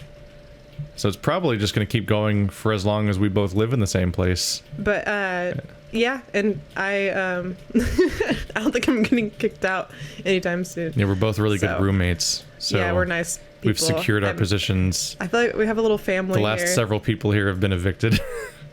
Which is also the situation I had the last place I lived at Marty's. They kept evicting people for being horrible roommates, and they've gone back to doing that after I left because they had to replace me, and those people were awful too. But people seem to like me. I pay my rent and don't randomly make horrible atrocities and messes and so on. A little context. Obviously, I'm not going to say where we live, but I was living out here for a while, and I think I've lived here. I don't want to say who lives here either, because I don't want to, whatever. But I've lived with people in this house for almost 2 years now. I don't know. I moved out on my own with an ex-boyfriend who turned out to be a super big loser, and so I got a really good job and got promoted and kicked him out. And then I was lonely, so I made friends, and then I moved in with them, and then Keith came along with it, and he's a good friend to me now, and I really enjoy living with everyone here, and I have a very happy life with us and all of our dogs, and we're all gonna go bowling later. Yay! We're gonna go neon bowling tonight. Cosmic bowling. Cosmic bowling. I haven't been bowling in years. And I'm so touched. I used to average over 100 though. I feel like it's fucking nerdy, but I feel like Toru Honda in Fruits Basket, and I get to live with all these very nice men. And many dogs. And many dogs. There's a 1-to-1 ratio of people to dogs in this house. Yes. And so many fucking dogs, and I don't have one. There are no living creatures in my room besides me, which just makes it and me right now. It a strange room. Well, I mean, like normally, yeah. There are no. Someone asked. Which makes my room strange by the standards of all the rooms in this building, because there's so many living creatures per room. Someone asked if there were cats. So there was a cat once. It was evicted. It was evicted. It was tearing up the carpet, and it kept eating. It was fucking adorable though. I was posting pictures on Discord because it was so fucking adorable. Was not my cat. It was warming up. I'm a dog person, 100%. Ah! Dog and snakes, my favorite things. That's not right. Scared the shit out of me when everything just fucking vanished. I found the one part where your camera glitches out. Jesus, that was a surprise. Okay, that really startled me. But yeah, there's a lot of animals here. This is just a thing that happens here. Whoa. I don't like cats. I'm still never gonna get this name right. But Dostoevsky. Dostoevsky. One more time. Dostoevsky. Comrade. I actually did read Crime and Punishment, by the way. But Sherlock Holmes? What? Something else? There's a video game called Sherlock Holmes Crimes and Punishments, so I'm all mixed up. With Raskolnikov? No, it's an old novel. I like classic literature because I'm a dork. Nothing wrong with that. I just like being self-deprecating. Nerd. Was asking what our favorite shows were when we were kids. Also, Dostoevsky is really nice and wrote something very nice about me, and I appreciate that. Thank you. Girls in the chat. Woo! There are girls in the chat. You have a girl watcher now. There is now. a girl watching. She's one of the 15%. Well, I'm in there. Do you watch the videos, though? I do. When I'm in them, sometimes I like to listen to what I sound like because it's weird. Yeah, it's really weird hearing yourself, isn't it? Yeah. The worst phenomenon about watching Let's Plays of yourself, though, is that, and I told you this before, is just like, you'll hear a situation will come up, and you'll default to saying a certain joke, and then the recording of you will say the joke at the same time that you think to say the joke. Something and it's happened, really and I was surreal. like, oh yeah, like this in my brain, and then the voice was like of me was like, oh yeah, like this, and I was like, oh, that's like fucking weird. You start seeing how consistently certain things elicit certain reactions from you when you watch a recording of yourself and then react. Like I've said it out loud before. At my own recording, while in the recording I said the same thing. It's like of course eerie. I would say that. I actually think it's kind of touching that I'm still the same person. Like if anything, it's like, oh well, I haven't changed in the last 2 days. Yeah, when you're in a vacuum and you're saying the same thing. You got to answer what your favorite show was when you were a kid. Was that a question? I'm trying to find it. Yes, that was Dostoevsky. I keep skipping around. Well, there's this one. What's been your favorite television series on streaming or whatever to binge? What's your favorite binging show? Whatever that. Oh. How do you define a binging show? Well, I don't know, because I don't like to. So I was just talking about. It's cliche, but Breaking Bad with my brother. And I don't think I could binge it because it's too serious and binging has to be a little trashy, doesn't it? I have a lot of empathy, so something that takes a lot of emotion is taxing for me. I almost see binge as being like, what's your B-level content that you can just burn through an entire show of just like, yeah, let's just go. I like old sitcoms a lot. So like I did Frasier or like Seinfeld. I'm not really old. This isn't old, but like I like Curb Your Enthusiasm or like Arrested Development. Like those kinds of shows I put in the background. I like a lot of dry humor. So yeah, all those shows I guess were actually dry humor I just mentioned. I fucking love Frasier, and I felt like a dork loving Frasier so much because he kept making like learned references, and I was with my ex at the time, and he was just like, I don't get any of these jokes, and I was like, it's really funny. I like it much better than Cheers, to be honest. But Cheers is fun too. I like watching Cheers. I feel like when I finally get around to watching you would like Always Sunny, I'm going to end up binging it. It's going to be a problem. I did do that. It's going to be a real problem. I like dry humor, like cynical humor. So that's exactly, cynical is, It's Always Sunny is very cynical. It's perfect. It's a great show. What's really bingeable actually is American Horror Story. I actually did start watching that. It's a fucking bonkers ass show, and every episode loses its goddamn mind, and every season doesn't make sense structurally, and it just keeps going, and then the next season is a new show, and you're just like, all right, like it's a ride where you just keep going. Because Keith rants about it.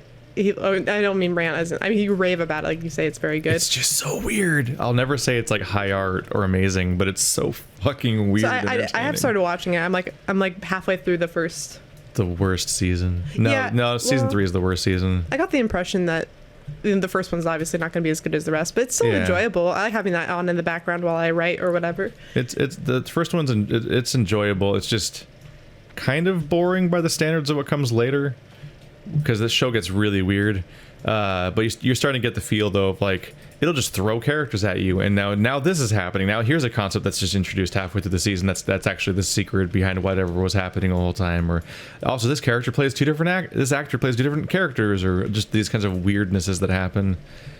You'll have one of your first big moments is going to be when you start watching additional seasons, and you have to get used to all the same actors playing different characters. Yeah, I already noticed that because that's a real I looked at the picture. I was like looking through like how many seasons there were, and I saw the picture for season 2. Yeah. And I was like, oh yeah, this is some same fucking people. Yeah, like the guy who played Flash in the X-Men movies, Quicksilver in the X-Men movies. He's in every single season except the newest one, and he's playing a different character every time. Sometimes the villain, sometimes the hero. And in last year's season, he played 4 characters. That's like, a lot of work. I'm gonna lose my goddamn mind. Got a big old paycheck. But it's so much fun, and I hit peak fun I feel like the show really embraced how weird it could be when Roanoke came out, which I think I've told you about is the really weird reality TV season, and that one structurally is nuts and it just goes places, and it's just really like I just burn through it. Like I know it's bingeable because I have binged it. I've watched almost every single season I've always watched after it was all the way out, and I just burn through it in a way that I don't usually do to anything else. And it's both because it's digestible in a way where you're not like, oh man, what a downer, I need to take a break. But it's also like, I don't see it as like some sort of beautiful, great thing that I wait all year for, so I'm not trying to savor it at all. Yeah, I do like things that are in that happy medium. Like BoJack, I feel a little bad about burning through it too fast because it'll be over so quickly, and then I have to wait like another year, or in this case, never again. No, it didn't end. Well, it's not. Is it just not being picked up again? No. So this because it didn't end. This is the last season, but we only got half of it so far. Oh, I see. The second half comes out in a few months. Okay. They just split the release in a weird way. That's Netflix Animation's been doing that lately. But like Agretzko, like a new season will come out, and I'll just have to wait a year now, and I'm like, I binged that entire show in like a week. I was like, okay, and so now I'm just sad. I want all of us in the house to get Kigurumis, and I was looking at the Agretzko one, but an Agretzko Kigurumi. Yeah. Also, Elmo, and I tried to find one that was Poe Teletubbies, but I could not find it. I just found a bunch of really horrifying things, so not set on which Kigurumi yet. I found a Gyarados one. And I really want it, but it's $100, and I can't get myself to spend $100 on a Kigurumi. But it was so cool. It has the tail and everything, and that's like a lot of Kigurumi. It's the best Kigurumi I've ever seen. I would love it.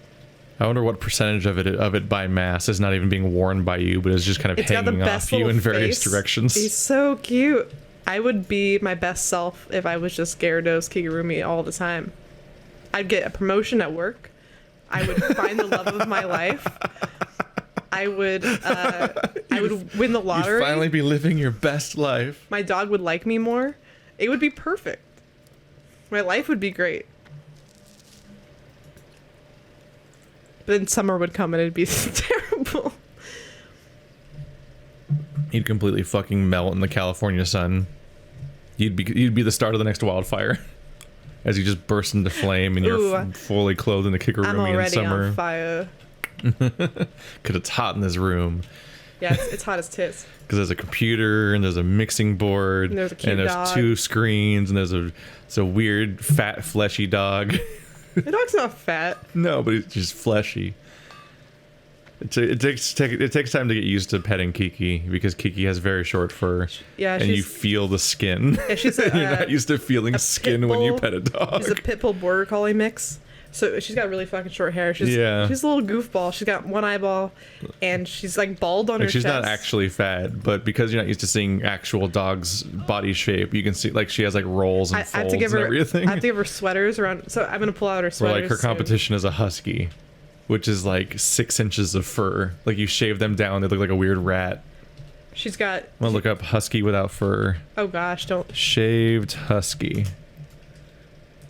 I feel like I could also. Oh my god, look how tiny it is! This sad chicken. That would. It looks photoshopped. Let's shave. It looks photoshopped.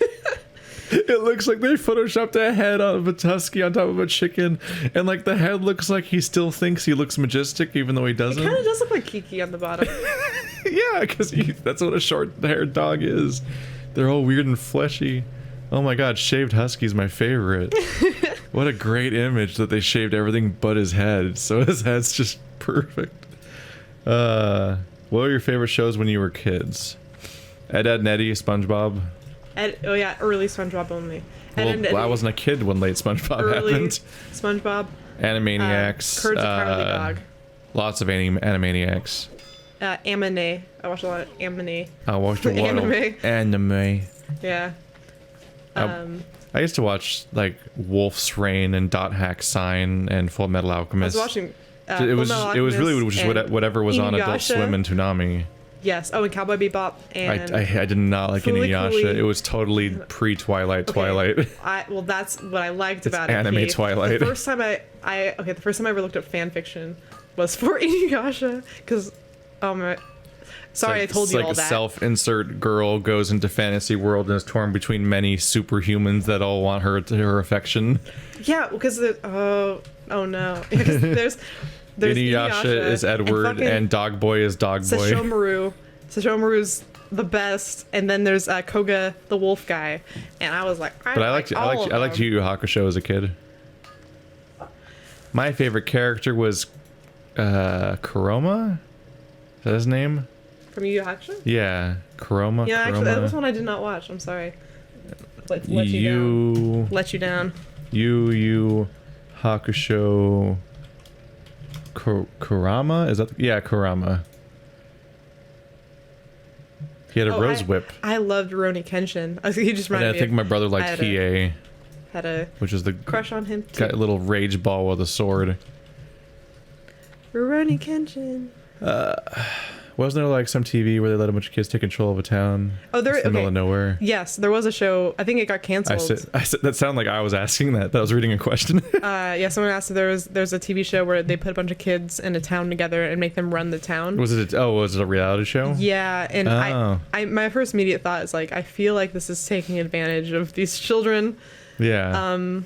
But I think it was canceled because it was a little bit controversial, but I'm not positive on that. Because it goes full Lord of the Flies. It's a girl who owned a city? Yeah, the girl who owned a city is what comes to mind for me. I read this book when I was a kid called The Girl Who Owned a City, and it's one of those weirdly common now storylines where all the adults vanish. And so, like, the kids are just left. Like Jimmy Neutron. The kids are just left to, like, scavenge through all the houses, like, Walking Dead style, and, like, try to recreate a society in the skeleton of the previous society.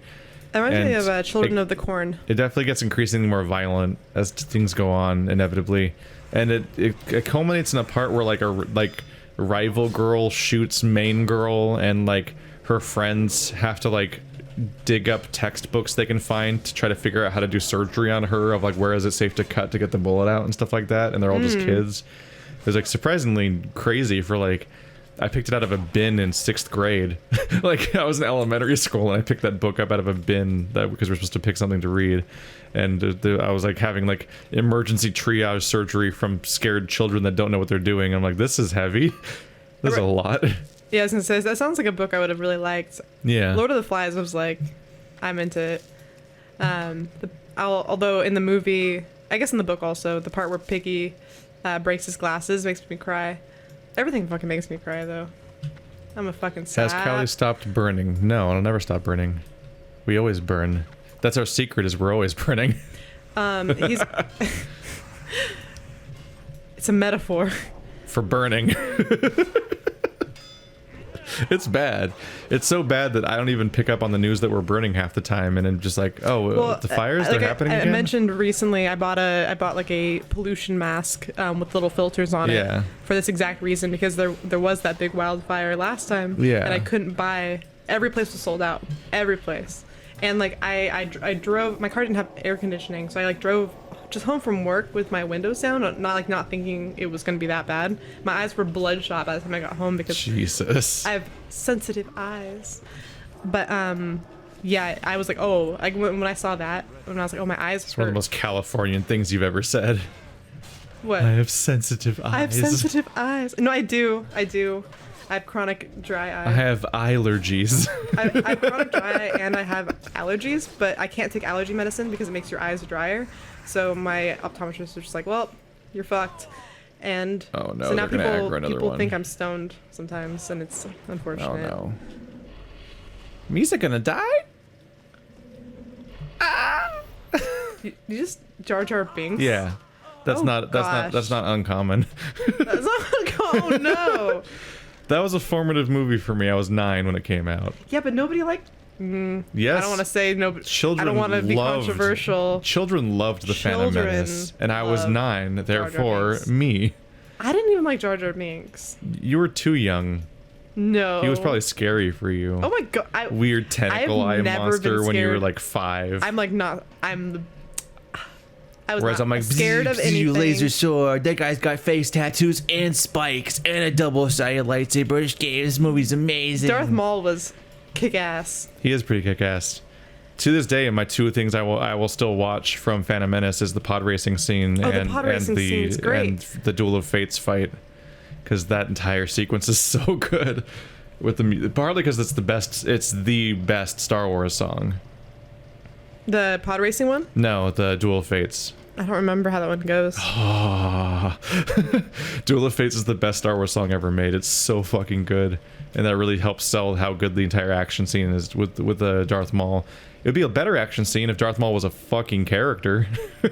I was like, sure would help if he was a character of any kind and not just random design and it just walks into the movie without doing anything. This is gonna be annoying, but I like the one that goes like.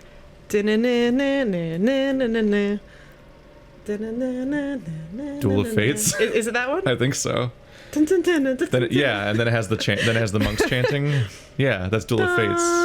Yeah, that's the one. Okay. Yep, that's the best Star Wars song ever made. I agree. And it was made for the fight scene of Phantom Menace. Whoops. Yeah, no, that's great. I've heard, and it's been burned in my brain over the course of it being licensed for so many different like Star Wars Episode 1 games and stuff. If that's on Spotify, because I kind of want to. You know what? After this, I'm gonna look up the Requiem to a Dream song. Oh no. The name of which I forget.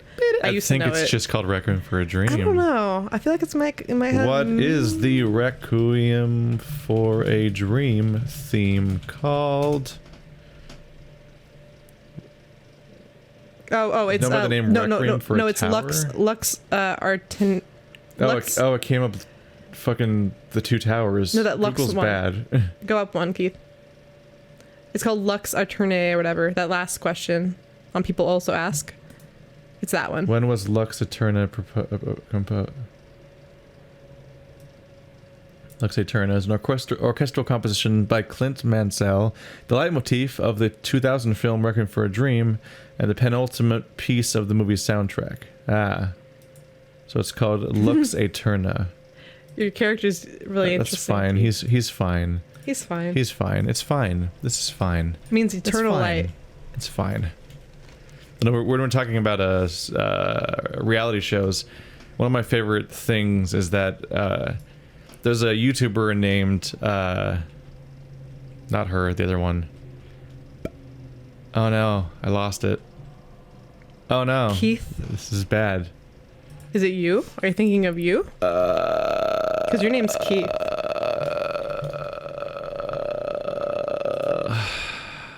What's a unique video I can look up that will bring up their name? I can't think past the name Lindsay Ellis right now, and it's a problem because it's her friend.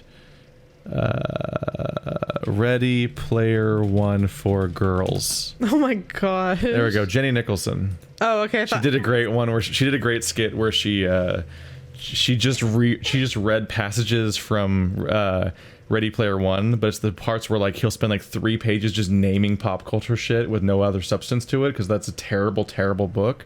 But he'll replace it all with like My Little Pony and other. She'll replace it with a bunch of like girl shows from the 80s and things like that, just to like highlight how fucking stupid the book is, basically. Like it's actually pretty funny. Once you remove the fact that it's like, oh, it's all the pop culture I liked, suddenly you're like, this is just a fucking list.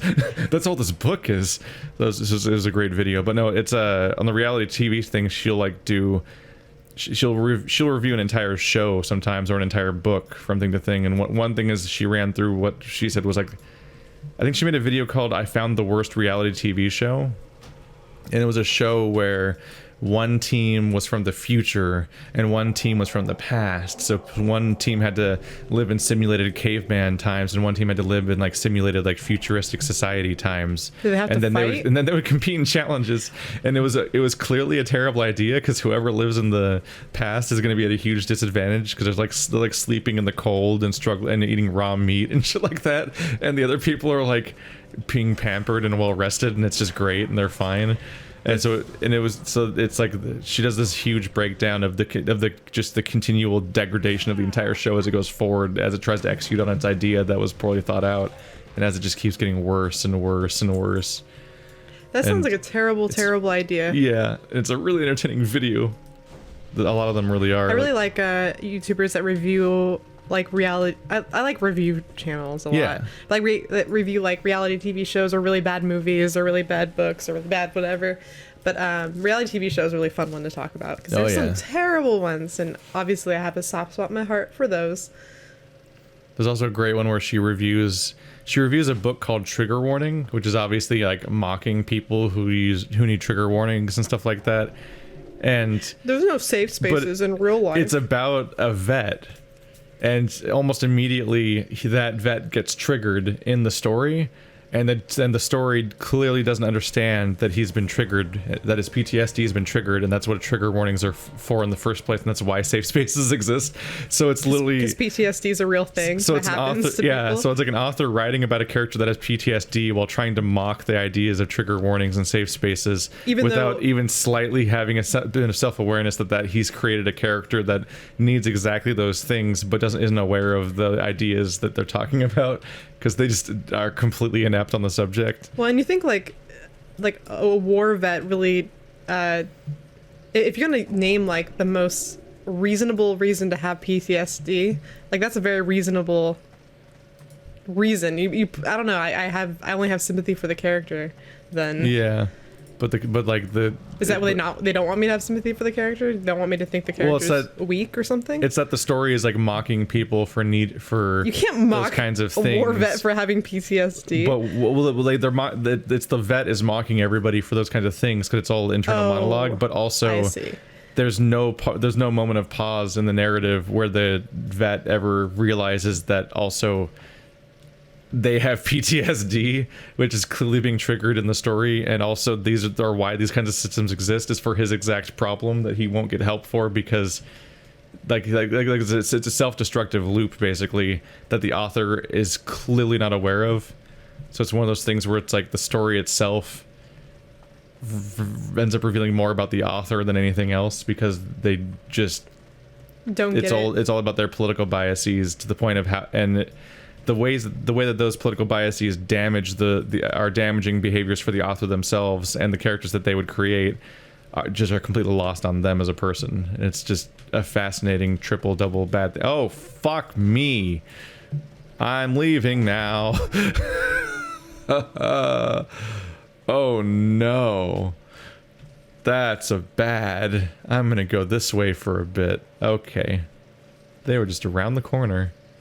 I have a quest turn in there, and I guess somebody else also wanted to do that, but fuck me. All right, how are questions doing? What's the worst Netflix production you've ever watched? The worst Netflix production? Is that what they're asking? Yeah. The worst. I don't know. I've avoided the bad stuff. I was gonna say far. Usually if I don't remember it because if it starts bad, I'm like, okay, nope. It's like, probably either the Cloverfield Paradox or Death Note. Oh, you know what? I'm gonna pick Death Note. I'm sorry. Death Note's pretty bad. So I watched. Okay, so I was drinking a few drinks, and then I watched that, and then I remember the person I was watching it with. I was like, okay, the credits started rolling. I was like, pause that right now, and I made them pause it. And I was like, I need to talk about this for like the next half an hour. And so I sat there and explained everything I hated about it for like a solid 40 minutes. Because I was just like, why did they do, like, this plot point was perfectly fine. Why did they change it? Why did they do this? Why did they do this? Like, oh no, blah, blah, blah, blah, blah, blah. I was very upset. Death Note's great. A little sadistic me loved the idea of a Death. I actually still love the idea of a Death Note. And then one time, I was just out doing normal stuff, and I found like a Death Note notebook someplace, and I thought that was so kind of creepy that I kept it because I was like, I wonder if somebody. I mean, sure, I think just as a cosplay item or something, but I was like, I'm gonna hold on to this just in case I need it. What if it's real? What if I need it? Oh, this is not gonna work at all. Actually, this might work. If I die behind the enemy lines, I can respawn behind enemy lines, and then I can complete the objective. There it goes. Hey, look, it's other people that have done the same thing probably. This is a hard one to do. What is the Let's Play that I've most regretted starting? Persona 5, because people complain constantly that I never finished it, and they also bring it up constantly, like, they totally changed the policy now when they haven't. And also, some people call me cowards for not they call me a coward for not doing it, and they even like send me like abuse essentially, just because I decided not to risk my channel, and that's just like, all right, wish I never did that at all. I guess I could have just taken them down, but for whatever reason I haven't, I guess. But I don't know. I guess because I guess I left it up just to shame them for their behavior. What game did you say? So when Persona 5 came out, Persona 5. Atlas was like, if you play past a certain point or stream these parts of the game or whatever, we will take down your channel and there will be consequences and stuff like that. Oh gosh. And then they had a shitty apology like a week later or whatever due to the backlash. We're like, we never meant to threaten anyone. That was never our intention, which is like blatantly like, that's like gaslighting basically. Yeah. Because like the other comment clearly said the other opposite. But also all they did was roll back how far you're allowed to stream to a little bit further in the game, but you still can't finish it. So still I'm like, well, I'm not going to start this game if I can't finish it. And people are like, no, they'll totally roll it back again. I'm like, no, they won't. They've apologized once, and on the internet, that's all it takes. You apologize once, that everyone's like, oh, now it's all better now. And then they just will pretend it's all better now. And accordingly, the subject never came up again. Atlas never changed their policy again. You still aren't allowed to finish the game. And everyone just always contacts me saying like, yeah, no, you're allowed to beat it now. Just go back.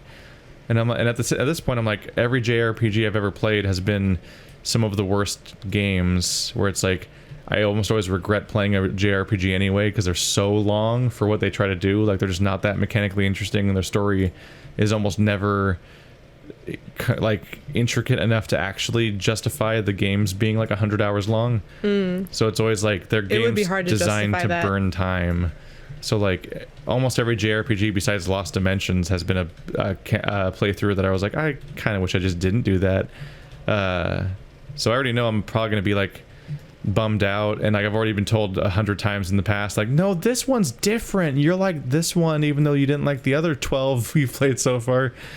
And then of course, on top of all this, if I do play it, Persona's specifically known for being like the longest JRPGs ever made. Yeah, I was gonna say so I will have to play it nonstop for a year straight if I ever covered it. On top of the issue of probably not liking the playthrough, and the threat that the developer directly made at everyone playing it. It's like there's so many reasons not to do this. It's that kind of commitment. That's a big commitment. Yeah. I look at that and it intimidates me. You little ball of Satan butts. I hate you. I don't have any. That's an interesting insult there, Keith. No. I've never heard that insult before. It's not good. It's not good times. Shit. No. Don't you dare aggro that guy. Oh, I'm mad at you. So I'm asked what I do for a living. I won't say exactly what I do for a living because I'm afraid of getting kidnapped and killed. They're gonna do a killing on me. I don't think they're gonna find me, and they're gonna. I don't get the impression that your audience warrants that those kinds of people. You don't think my audience has a special set of skills? Well, I didn't say that. I'm sure they have a special set of skills as dealing with you.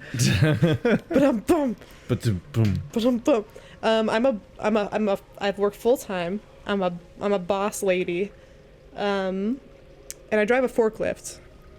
So that's all I'll say. You're a boss lady who drives a forklift. Who drives a forklift, and I work very hard. Yeah, you are like second in command, boss of your place or whatever. Yes. I'm a tough lady. Let's see. What is your opinion on alternative medicine? I have so much to say about that. Oh no, I've already discussed this before, which is that alternative medicine is not medicine. I'm a lady of science. Yeah. So I'm not. Homeopathy's a scam. Homeopathy. They're selling you water. Faith healing. They're tricking you. Oh, and then obviously as a person who really likes animals and is very opposed to illegal poaching, the fact that alternative medicine is the root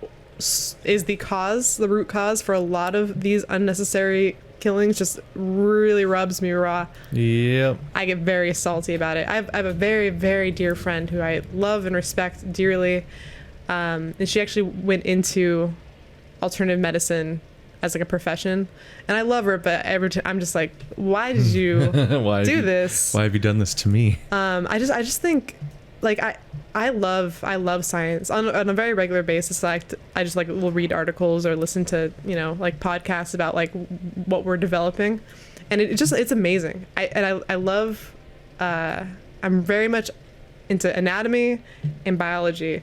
So those two things, and I'm also a little bit of a hypochondriac. So I look up everything. I am very fascinated by the human body. I know a lot about it. Studied it a lot in college. I did a lot of classes that would involve that. And like the fact, like medicine and doctors, amazing stuff. I love using like nature. Like that's the thing is like all the medicines we use are derived from nature. Yeah. Once it works, it becomes medicine. Aspirin comes from the bark of a tree. So the idea that like, oh well, this medicine is more natural, to me is kind of it doesn't make a lot of sense, because so much of our medicine is derived from natural components that if it worked, it'd just be called medicine. You don't have to call like it's only called alternative medicine if it probably doesn't work. They're usually basically scams designed by people who want to be able to profit. Take advantage of people who are desperate. Like the actual medical industry is already full of so many like scammy people that would just want to profit of other people's suffering. Like that one guy who took the fucking medication and like multiplied its price like 1,000 times, and now I think he's in jail, but for other reasons now, or other something want to happen there. But like, there's already so many of those, and a lot of the homeopathic shit is just people that want to make money off of that same industry, but without actually making medicine. It's like, what if I can get the profits without actually making the product? So I'll sell people water and tell them it's magic and has memories. I will say though that I think it is important to be open-minded, because a lot of things that we might, I think it just needs to be investigated. So it's like, hey, which is what happens, because people test these things to see if they work as medicine or not. I listened to this very interesting podcast about how there are people who specifically go into the rainforest to places that the developed world has never sent people, to talk to natives about what they use as medicine, because we've actually learned a lot of very useful information from people who've been using something for years. So we take it back here and then we use it as medicine here. So we've gotten a lot from like indigenous people who have used things. Some of it works, some of it doesn't. But if it consistently works for them, there's probably a scientific reason as to why. Yeah. And so we will take it back and make it into real medicine. That's how we find everything. That's how all medicine starts, especially back before it was really systems driven and we actually had methods for discovering medicine. It was definitely like shit people just fell into. Well, it is. And like that's also how like half the things we figured out how to cook, or like what we can turn into booze, is like a series of random mad science experiments that people like would just try things because that's what was around and they were trying to survive. I mean, the backbone of America was from help from Native Americans. Because like aloe vera, although we didn't treat them the best, it's just a naturally occurring plant, but it's not alternative medicine. But because it's real. It's established. It's just an established real thing. It's like the idea that like natural remedies are at odds with science is a weird thing, because so much of our remedies are originally derived from nature, but also figuring out where the line even is between what is or isn't natural to begin with when we exist within nature is like a really arbitrary line that people draw anyway. So that gets messy. I mean, I don't know. It does. It's like those people who are like, oh, I only take drugs that are like derived from the earth, you know? And I'm like, well, I feel like they all technically My entire computer's made of stuff derived from the earth, including the petroleum. I mean, chemistry, chemistry is made from the earth too. Like, I don't know. It's a funny line people like to draw, but no, yeah. So I'm not a fan of alternative medicine, but I will also say that I do think that there are certain things people describe as alternative medicine that, being happy. Like, for example, being happy improves your likelihood of dealing with illnesses and diseases in a positive way. Well, that's where we get into the power of the mind. That's and the power placebo of the mind. Effect and stuff like that. Yeah. Or the nocebo effect, which is the thing that I still have trouble wrapping my mind around, is that's a word. The what? Like the nocebo effect. It's a lot to take in. Hi. Is it where they give you a placebo, but it's actually not a placebo? I have to remind myself again. Okay, it's okay. I was gonna. Nocebo. I forget what this one is because it's confusing. Nocebo is a detrimental effect of health produced by psychological or psychosomatic factors such as a negative expectation or treatment or prognosis. Okay. So it's like a negative effect caused by your expectations, essentially. Oh, so basically, like if you're unhappy, you're less likely to do well during. So it's like I was meeting with my mom today, and she was feeling nauseous all day. And one of my questions kind of was, does she feel nauseous because she's actually sick? Or is it because she feels nauseous because she was at a doctor yesterday, was around sick people where she was conscious of how sick they were, and she got a shot?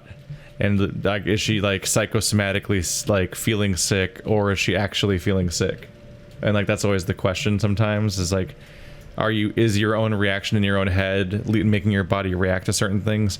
Because like if I find out that I spent all day with somebody and that they were sick, sometimes I will react. Sick. Yeah, I will sometimes react afterwards by feeling like, oh no, am I coming down with a cold now? Am I gonna be okay? And like I'll have like this thing in the back of my throat and a vague feeling like, am I getting a headache, or is my throat getting dry? Like what's going on here? Like, and I'm feeling really itchy. And it's completely I'm feeling imagined. really itchy. That makes you itchy. Because our mind is too powerful for our own body.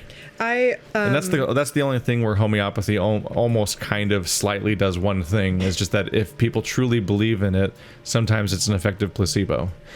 That is probably the only thing. Like there was an episode of Mindfield where they put a bunch of kids that had bad habits and psychological problems, or like one of them just kept picking at herself everywhere, all over her arms and everything, and they put them in an MRI machine that wasn't plugged in and pretended to do a procedure on them just to see if that would make their behavior change. And for some of them it helped. There was a very fascinating Netflix show, the name of which I'm not going to remember. I think it was just called Sick or something. But it was about these I think it was like 5 different people who had illnesses that were unexplainable. And basically you hear from them the whole show, and it's like I want to say it's like 6 or 7 episodes or something, and they're very, very convinced. And obviously you as a viewer kind of have to decide, and they do have like things where doctors will say certain things about what they think they're experiencing, or like, and so you as the viewer kind of have to come up with an unbiased like what do you think is actually true? Like, do you believe these people? And it's very convincing, only in the sense that they 100% for me believe it. The next layer for me is always like, is it true that science can't explain it though? Because like, there's a lot of like headlines and shows that are the thing that science can't explain, and then I Google it once and it's like, look, science literally explains it. No, it's like doctors, they go to doctors like for years and years and years, and every doctor treats them, but they're like, I still feel bad. Yeah. And then it's like you believe them because they so believe it, but at the same time, but you're wondering whether or not they're like mentally ill or something. Their mother will say something like, oh, this happened 2 years ago when so and so died, and it's kind of like, oh well, maybe. But they're very like, they'll shake, and they like, they'll cry about how much pain they're in, like they'll cry, and you really feel like you believe them. And so it's like at the end it's left ambiguous as to if. And maybe not all of them. It's like, who do you think? It's not like they're lying because they actually believe it, but that's another thing that can be brought up in actually from Mindfield, is that they had a whole thing about people that were expecting pain. I think this actually wasn't when they might have been testing the nocebo effect specifically in that, where they were told that they were going to test a medical instrument and to see if it's safe or not, like that, and like they were being told to expect pain. And that to just go ahead and just tell us whenever you want us to stop, or if it gets too much, and so on. And then have them rate their pain at the end and stuff like that. And the thing wasn't doing anything. It was just the anticipation of pain and stuff. And they would just, each of them would manufacture their own thoughts of like, oh yeah, that like I feel heat, or I feel a tingling, or like some of them would rate their pain and be like weirdly high. But all they were doing was just touching a thing to them that wasn't doing anything. And it's but they're so in their own heads with the expectation. I've gotten a lot of piercings. And I've gotten with a lot of people to get piercings, and that's something that happens a lot. I think I have a good mindset where my thought process is like, it could always be worse. And if you have that mindset, you kind of am like, oh, it's always like not that bad. This isn't that bad because it could always be worse. but the people that I would go with would like, oh, I'm gonna faint. Oh, it hurts, and it's like they're not even piercing you yet. They're holding the clamps. Like, they get so worked up about the process of getting pierced. They draw a dot on them, and they flinch because they feel the pen, and it's like stuff like that. And I love taking people who never have gotten like actual, like, I mean, ears, yeah, but like, you know, other piercings done, and seeing them do it. I remember I took I went with this big burly guy, and I got 2 piercings, both of which were much more elaborate than the one that he got. He just got his cartilage done, which is the top of your ear, and he was like, "Oh no, I'm gonna pass out." And they had to give him candy. They had to give him a peach gummy ring, which I love. Because I was like, I can get candy if I pretend to be in pain. I was like, hey, can I have some too? Because I was sitting there, I just took it, and I was like bleeding, and she's like, oh, you're bleeding a lot, and I'm like, it's not that bad. And when I got my tongue pierced, here's a ring pop. Yeah. When I got my tongue pierced, I watched him do it because I was like, I want to see it. And they're like, are you sure? And I'm like, I'm never gonna be able to see this again. Probably. It's like, I want to look at it when it happens because this is an interesting perspective not everyone gets to have. And so they did it, and like, yeah. And I want to watch my own surgery with a series of complex mirrors. And the person got their ear pierced, and like, oh no, I need to sit down. Oh no. And I'm like, dude, like, oh my goodness. I mean, you know, whatever. Everyone's different. You might be right, but baby, he's a baby. If you're listening right now, you're a baby. I have a boy to laugh with the baby. He's a baby. Even though I don't want to get pierced, but I wouldn't be there in the first place. Ha! That's a false premise. Let's see. I love. Is there a conspiracy theory you believe in? No. No. Actually, honestly, no. Not really. No. The closest thing to a conspiracy I believe in is that false confessions are a thing that exist. Oh, they 100% do. Yeah. It's really like sad. That's the closest thing to like a freaking eyebrow raise that I'll get, aside from people that don't believe in global warming, but they're too far gone. I've seen. That can't be saved. At this point, I mean, maybe okay. Back in the day, I knew some adults. It's sad because I was like a kid and they were adults, and I was like, "This is real," and they're like, "No, it's not. It's all politics. It's all politics." Because it kind of was back in that time for them, at least. But at this point, it's so that school system indoctrinating all our kids by teaching them facts about things. I think my argument was kind of like, well, what do they have to gain from telling us this? If anything, a lot of these people are making themselves or like it's very vulnerable, and like they can come up with some arguments for what they would gain. I think I knew people who were like, oh, funding, they get funding and like you know this and that, and I guess for me the problem is that like it's way easier to see what people have to gain by pretending it doesn't exist. Exactly. Like it's so much clearer. They have a lot more to gain by ignoring it. Oh shit. And at this point, it's like it's. I feel like it gets more tangible every year. Oh, I'm banished. You're banished to the Shadow Realm. That's where you belong. That's where I live. I'm just not in this fight. I was born in the Shadow Realm. I clawed my way back out, and here I am, straight from hell. Most atrocious. Gertrude. His name's Gertrude. Oh, that's Gertrude. That's very cute. Come, lad, says Gertrude. Gertrude.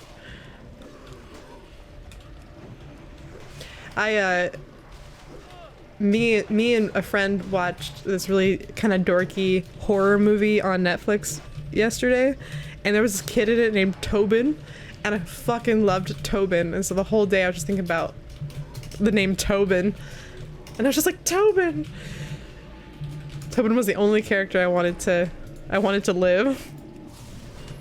Spoiler alert, he does. Fuck. How many people are aggroed right now? This is terrifying. This is a problem. You're surrounded by good friends. I just can't get over the fact this name's fucking Gertrude. It sounds like a cute little old lady name. Jesus Christ, that AoE farming is terrifying. Gertrude sounds like it would be the name of the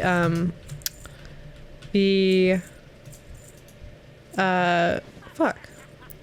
This is cheating. The ogre grandma from Fallout. What the fuck? that can be your companion. You saw me getting killed by these things earlier. Like that guy just walked up and obliterated like this, like 10. There's like 12 dead things here. What the fuck? I love Gertrude. I don't understand. His name's Gertrude. I can't get over that. I'm trying to figure out. I'm trying to get through chat so I could ask more questions, but I'm distracted by how much of a mess this is right now. I would push the button for you, but I'm on the opposite side. Yeah. Let's see. Oh god. Oh, Keith, scrolled stop. too much now. What is the appeal of piercing? Oh, it's fun. It looks cool. Now you can run the podcast for a bit. Oh, hey. I just think it's attractive. I've always found it attractive. It's like in the same way that like I think piercing or I think tattoos are attractive. And also like for me, it's like this weird. It's like he's just gonna keep fucking going. Because I put my piercings in, I don't take them out usually. I very rarely replace them. So my earrings are in, like I sleep in them. They're like little gold hoops, you know. And I think I just think it's like I don't know. I like added a piece of shrapnel to me. That's like I'm adding things to myself. It's like this is my body shrapnel. I'm like I don't know. I'm just like making myself like a little robot or something. I don't know. I just think it's cool. I just think it's attractive. And then also I think it's like, look how badass I am. This hurt and I did it anyway. I don't know. It's just for fun. But I like to stab myself for fun. Yeah, and then also, and then for a lot of people I know, if they have some sort of like thing they need to get over or like emotional trauma, it's nice to like hurt yourself in a controlled environment, because it's like you're releasing your inner demons, and so it also gives you a really big adrenaline rush. So it's fun. And sometimes I just get bored. I get bored of looking at myself, so I want to do something different. So, you know, I like shave the side of my head, or I dye my hair purple or something. And just one of those people. Life's really short, so you might as well just fucking do all this shit. If anything, it's very temporary, if you want it to be. I want to be like a cute old grandma with piercings in my face, but we'll see. Maybe. And the tattoos are fun too. It just shows you where you were in your life. It's fun thinking back, like, oh, I got this when I was feeling this way. Memories.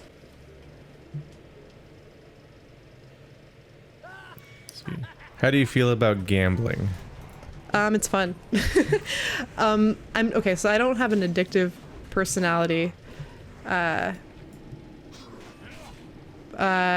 necessarily. I think. I don't know. I think everything's good in moderation. The only thing is I'm pretty stingy with my money, so I do have a hard time with gambling, only in the sense that I am very prudent. I'm very good at budgeting, and yeah, because I'm afraid I'm banished again. I told Keith this before. I have this weird fear that one day I'm going to be homeless, and I don't know why I feel that way, but I'm scared of it. So I've always just been very like prepared with money. I have like an emergency fund in case anything terrible happens, because life can change so fast, and I think I just get afraid of that. Life comes at you fast. Yeah. I don't like gambling.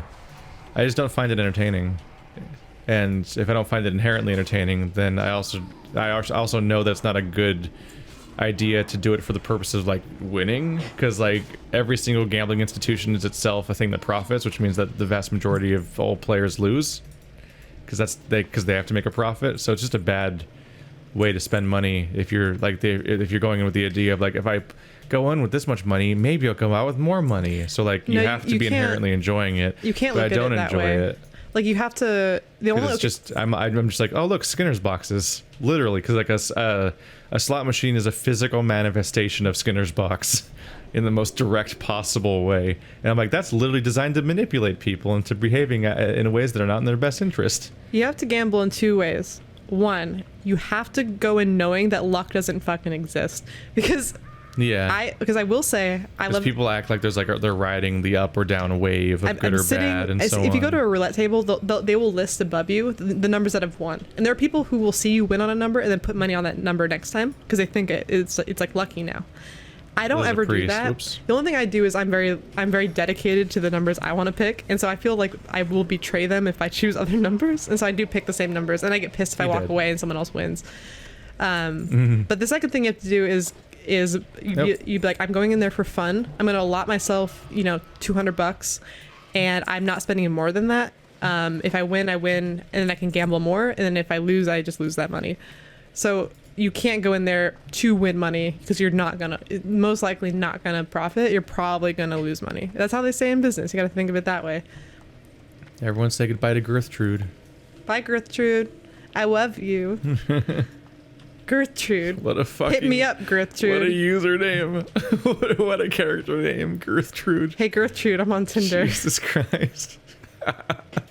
Hit me up, boyo. Boyo. Never thee forget. All right, I'm trying so hard to look at the chat, but I'm also trying to not let these... I had a social, like...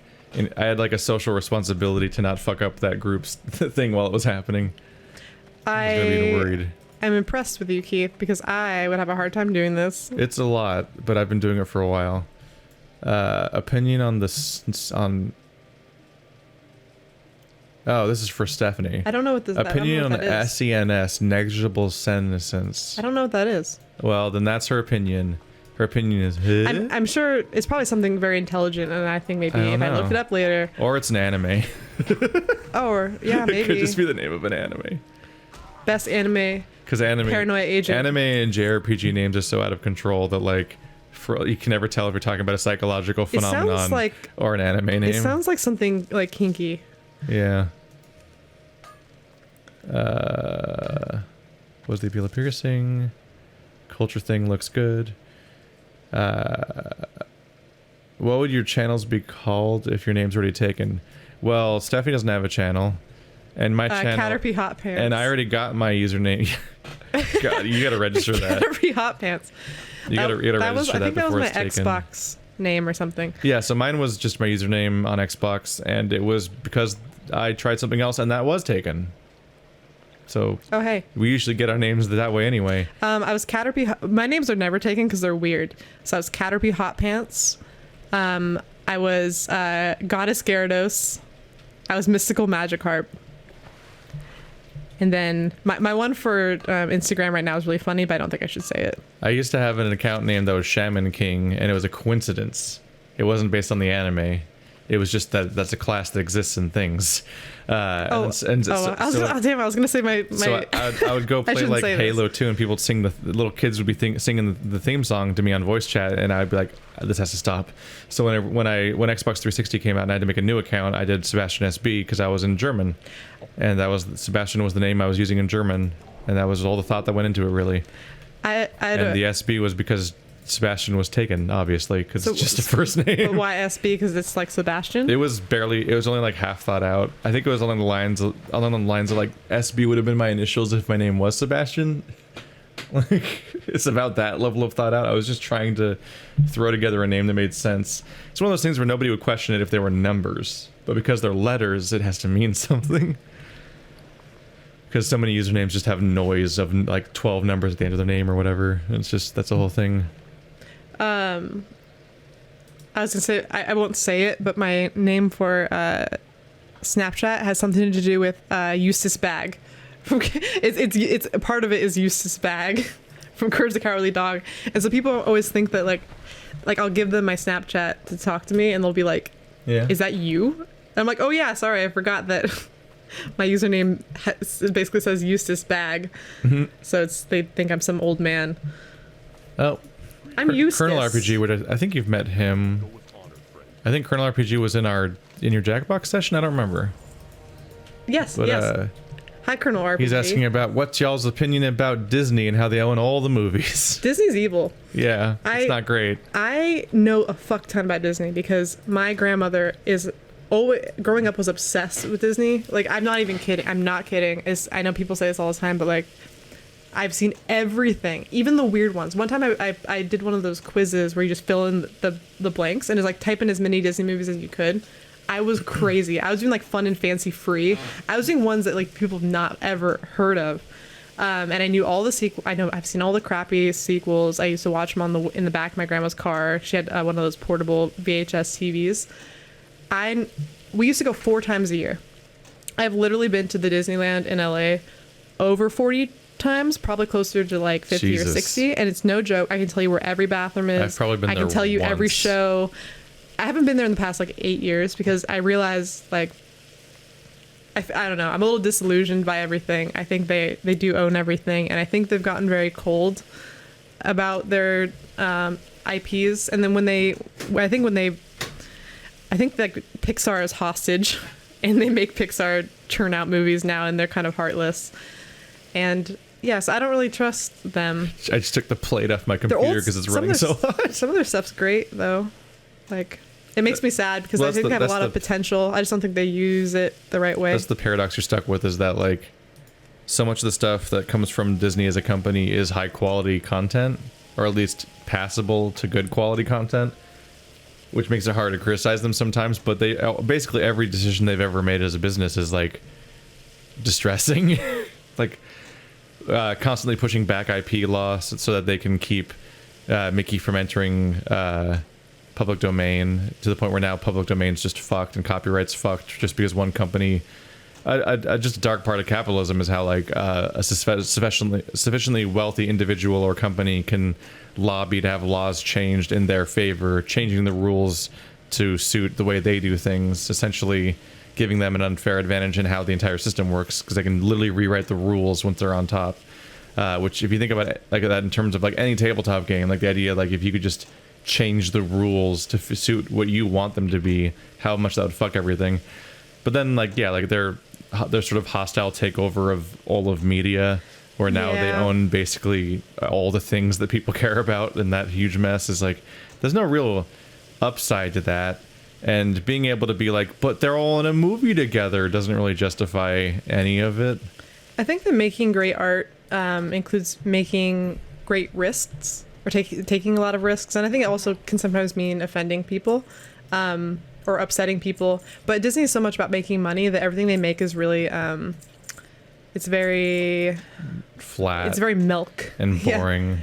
Because it has to have mass appeal, and I think because they're going for mass appeal, Disney everything's like gentrified and kind of like impotent. It makes me really sad, because I don't know, it's sort of like, oh well, that was fun, and now I'm not going to think about it because it was fine, it was charming, and it didn't say anything. It just makes me sad. Keith's looking something up. I'm scared. But yeah, so they just have to have a wide appeal. That's what their stockholders want.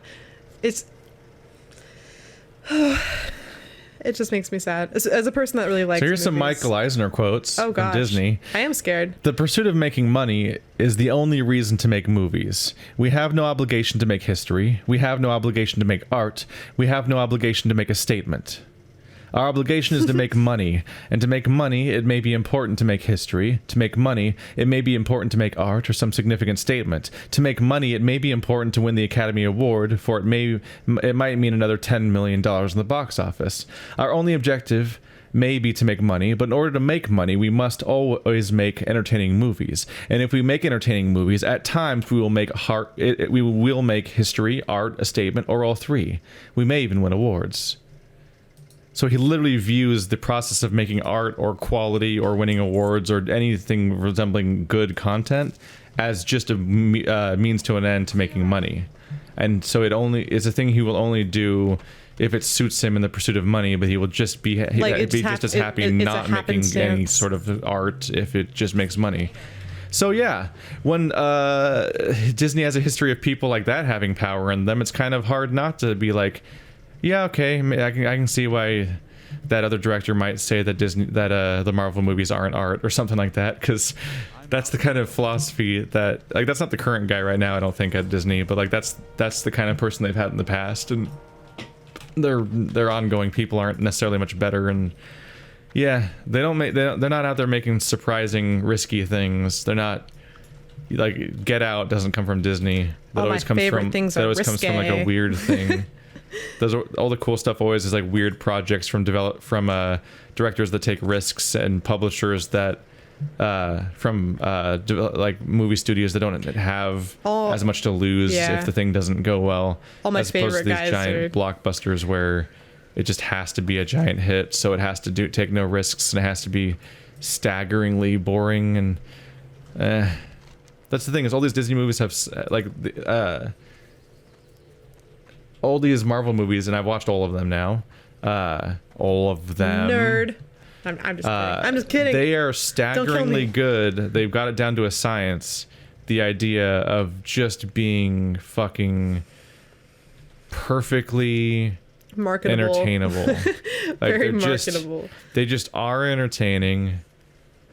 And then you leave the theater feeling like, I got my money's worth watching that movie. I don't and feel that then way. like a week later, you don't remember what happened in that movie. And I paid money. like, I saw a movie. It happened. I ate popcorn. Yeah. And that is all. And people make a big stink about like the gulf of quality between like Thor: The Dark World versus Thor: Ragnarok or whatever, but it's a way shallower distance between the two than people will often say it is, because almost none of them are that good, and also almost none of them are that bad. It's just a flatness to it all. And I keep watching them, and I'm like, like the same part of me that watches superhero television shows, I suppose, is like that kind of person. It's like I will watch like The Flash or Gotham, but like I'm not gonna be up in arms when some director just says they're not good or whatever, which people are currently freaking out about. It's like, well, they're cynically churned out products by a company that's trying to take over the entire industry of all industries. Like they're trying to dominate all media. It's like this is it's a vehicle for them to gain more power as a company. It's not exactly there to be art. That's just not what their goal is.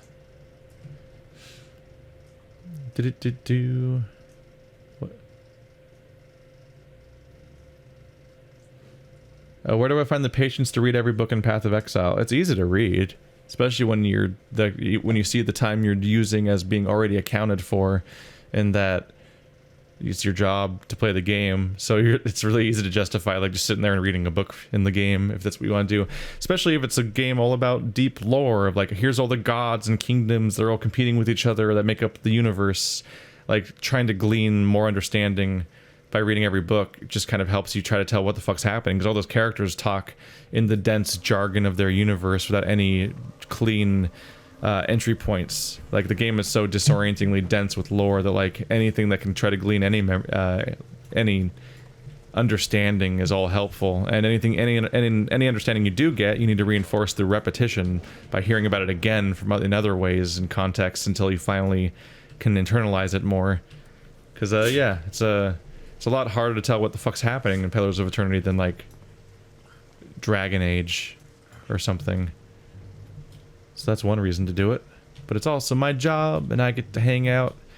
And the more I bore people, then the kind of people that are bored by that go away. And those people are annoying, so it's nice to make intentionally kind of whittling irritating down your audience. Yeah, filtering my audience by making kind of boring content leads to a lot less shitty people around, and children, which are the worst of them all. Okay, goodbye. I'm just kidding.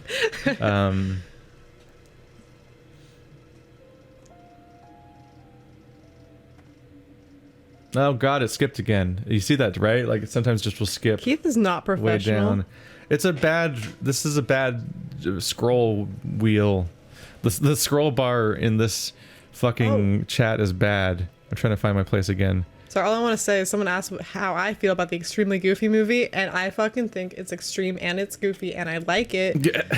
I love it's trashy.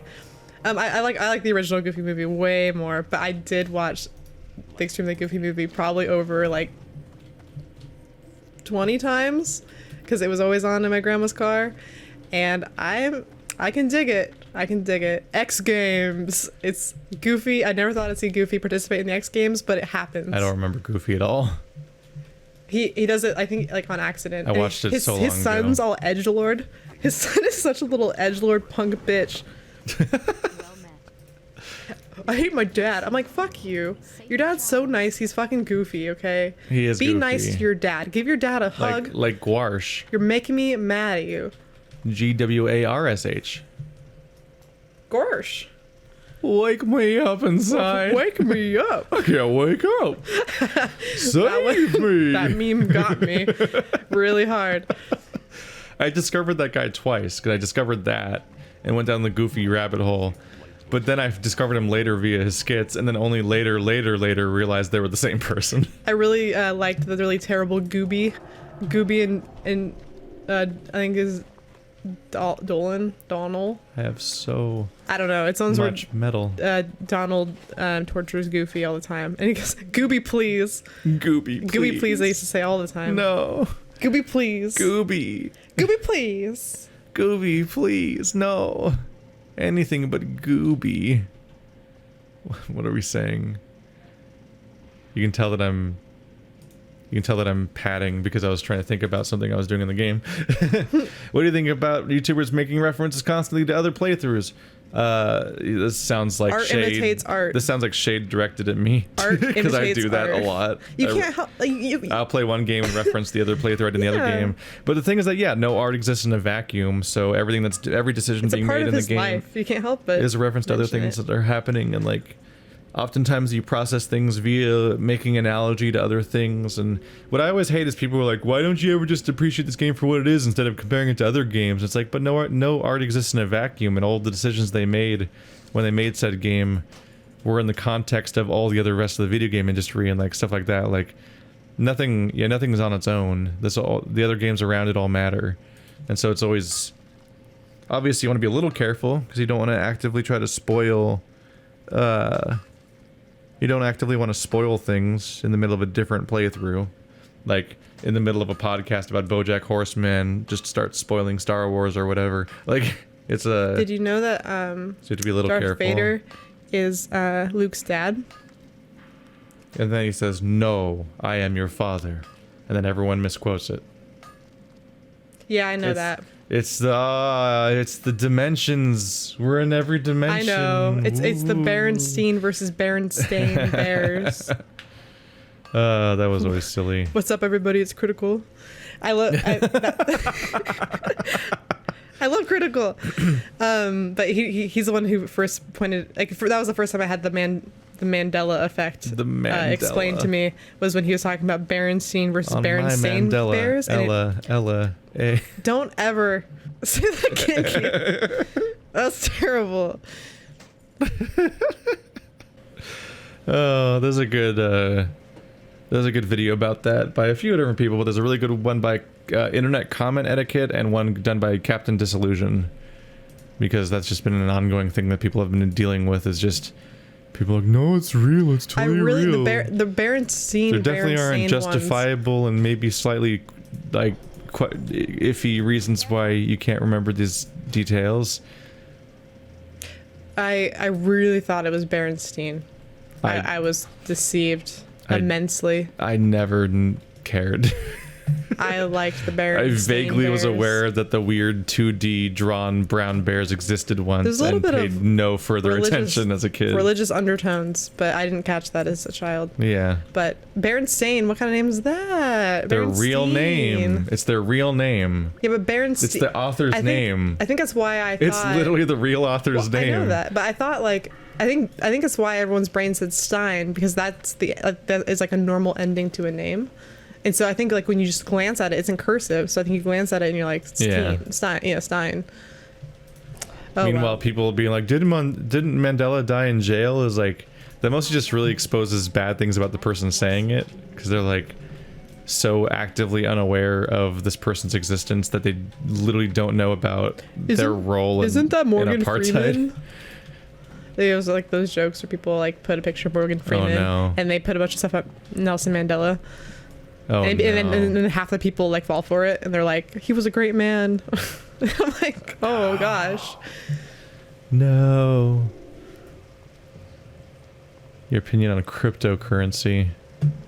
I'm not a fucking economist. I wish I got in on it when it was on the ground floor, so that way I could have made $1 bajillion. Like many things, it often feels like a scam. It feels weird. Because people hop on it way too hard without it, before it's ever provable that it's even a thing you can turn back into real money or things like that, or that it'll be accepted anywhere. It is accepted lots of places on the deep dark web. It crashed. Well, yeah, it's great if you're a monster. That's why I need But for other things in cryptocurrency. life, it's really questionable whether it'll ever come up again or be accepted in any way. So the idea of it being like, oh, Matt, look how its value going up. And it's like, in what way, though? For who? Can I buy coffee with it? Like, is it like if I can't use it in day-to-day life, it's really questionable to say it has the value it has. And then, yeah, like the bubble burst super hard. It went bad. And it's hard to say what its future is. But I'm not an economist. I like money I can use, even though it's all made up. I also like money I can use. I wish I had more of it.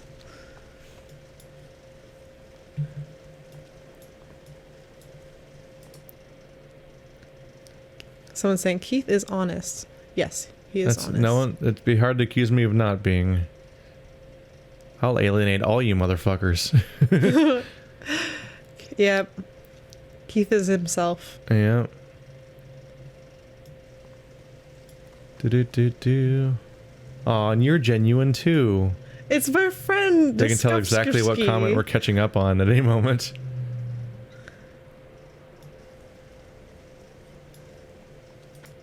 Let's see.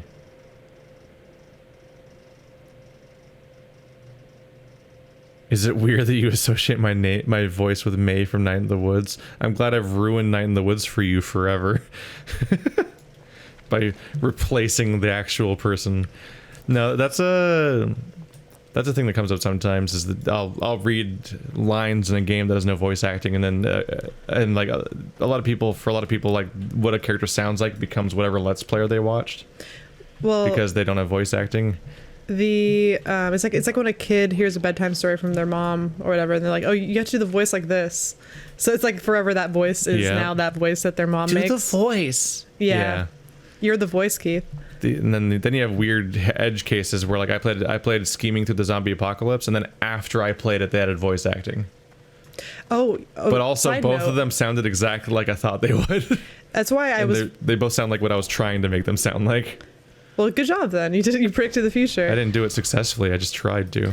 I was really upset when Fallout 4 came out and they had voice acting, because I really didn't want the voice acting, because whenever I play a game like that, I basically always make myself, because I'm fucking badass.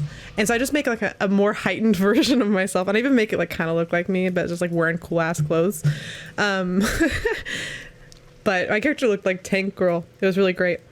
But I was very upset when there was voice acting, because everything that was said wasn't me anymore, because it was someone else portraying me.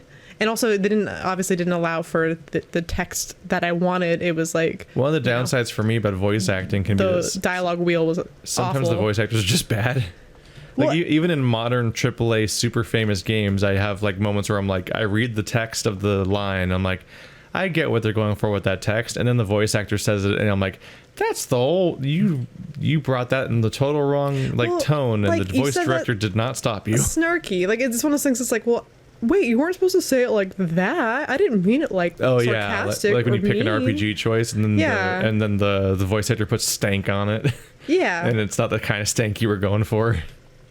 I want it to be me, so I read it in my head, and it's me. Yeah, that becomes a double problem when you get to like Mass Effect and some of the dialogue wheel games where they have a super abbreviated version of what you're about to say, and then sometimes you completely end up with something that's totally not what you even thought they meant. It was like you end up with a completely different outcome, and that can be rough. Life's hard.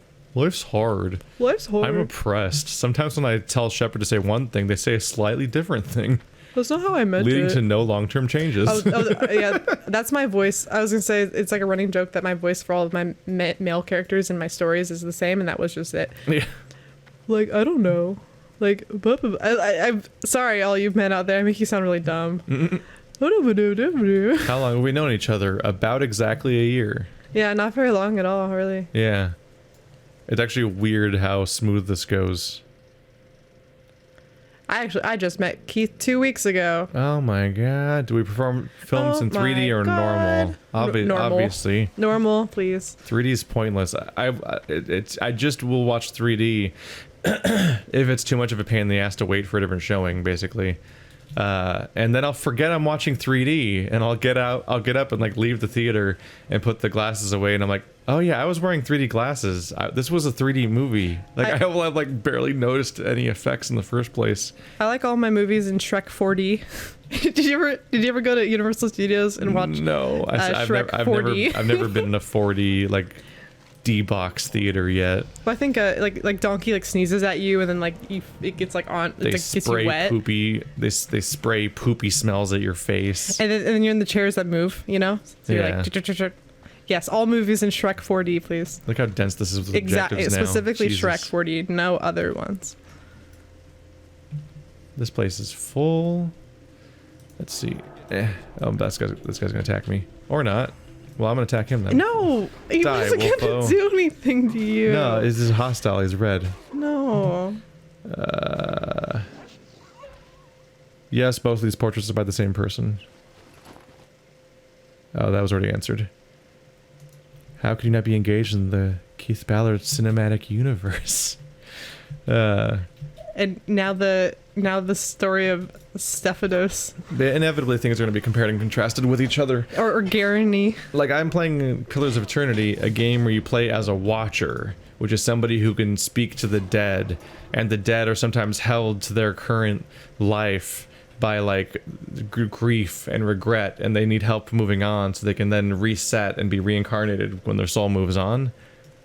And then I played a game called Oninaki, which is a JRPG where you play as a watcher who can speak to the dead, and like those dead are held to the current plane by grief, and you need to help them get over their issues in order to move on and be reincarnated into the next life. And I'm like, the fuck? How is this the same premise, like note for note, all the way down to calling it the same thing? I was definitely questioning like what cultural touchstone is the origin point of there being a watcher, because that definitely made me wonder. Like, I assume they didn't just rip off Pillars of Eternity, so that makes me wonder, is the watcher a thing that I just don't know about? Because like there's so many. Just shows up in different. I think it's a cultural. Yeah, because like there's so many cultural touchstones like, and like proto myths that like inspire everything. Like kind of like Bleach or like Soul Eater or something, where you're, or like if you like the souls are left to rot, they turn evil kind of thing. I don't know. I like that concept. It's fun.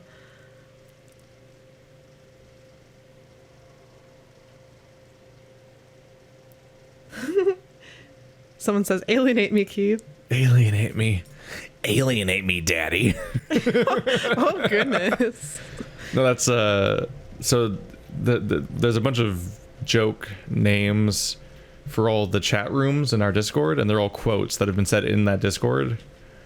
And there are a few different things. Like one of them, like the Patreon exclusive one's called High Five Me. It's called a High Five Brain, which is a quote from Yakuza 0 that just made me laugh so hard, because he, like, Kiryu gets a reference or understands a connection or something, and then he says High Five Brain to himself. Oh, that's cute. And it's adorable. And so I made that the name of one of the chat rooms. The main chat is called Word Spank Me Daddy. And it's been that way for sign me up. That's been the name of that chat room for like a year and a half now. It was previously Apologies to the Nipple. Sorry, Nipple. Sometimes apologies are needed. And they're also specific, like the reason why those things happened. Like the Apologies to the Nipple was because H-Bomber Guy made a joke about how they keep making Overwatch characters with one exposed nipple. Like Hanzo and Doomfist and stuff, like they just have like one giant exposed pec and nipple, but the other side's closed, and they're otherwise fully clothed. Like it's a weird trend. One preferred nipple. And he was like, I half expect them to have an ultimate that fully exposes their other nippy. Everyone in the chat, we all know you have one preferred nipple. Everyone has one preferred nipple. They can't be exactly the same. And then Naya said something like it's okay, don't feel bad. Naya was trying to explain it to somebody else, I think, and said that all of their right nipples were exposed, and I'm like, no, it's their left nipple, and she's like, apologies to the nipple.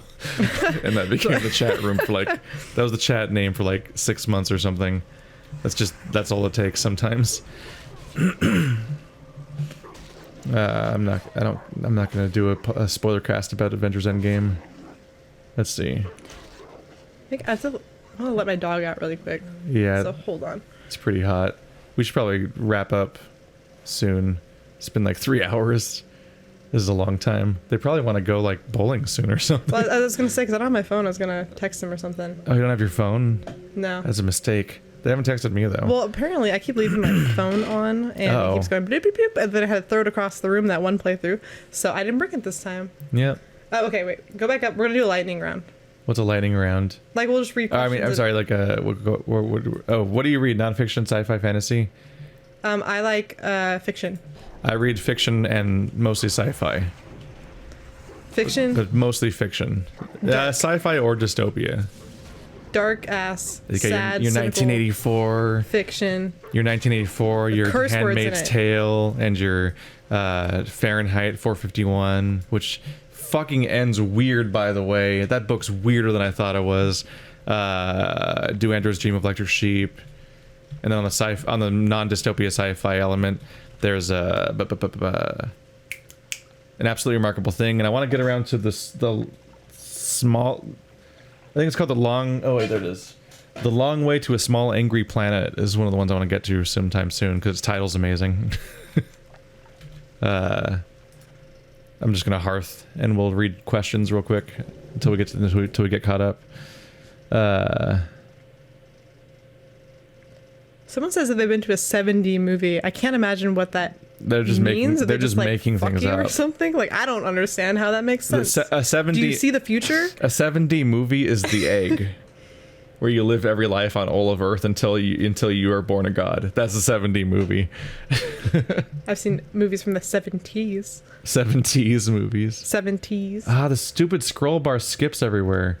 Is there not just like an arrow button? Well, no, there's not. But also, like, Oh when I'm scrolling gosh. down, it'll sometimes just skip to the newest comment instantly, and I'm like, no, where was I? It's asking if the lick Heath is a fetish, and I agree with the commenter below. It says it's only a fetish if you make it a fetish. Yeah.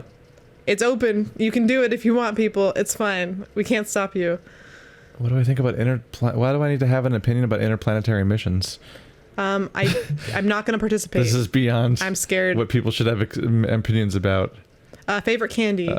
I like Raisinets, and everyone makes fucking fun of me for it.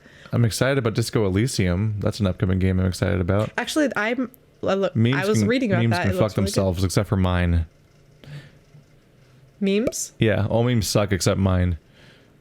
I Do you like play any memes. games you specifically don't stream? Well, this character's level 20, bleh, and you need level 27, and you didn't see me get there.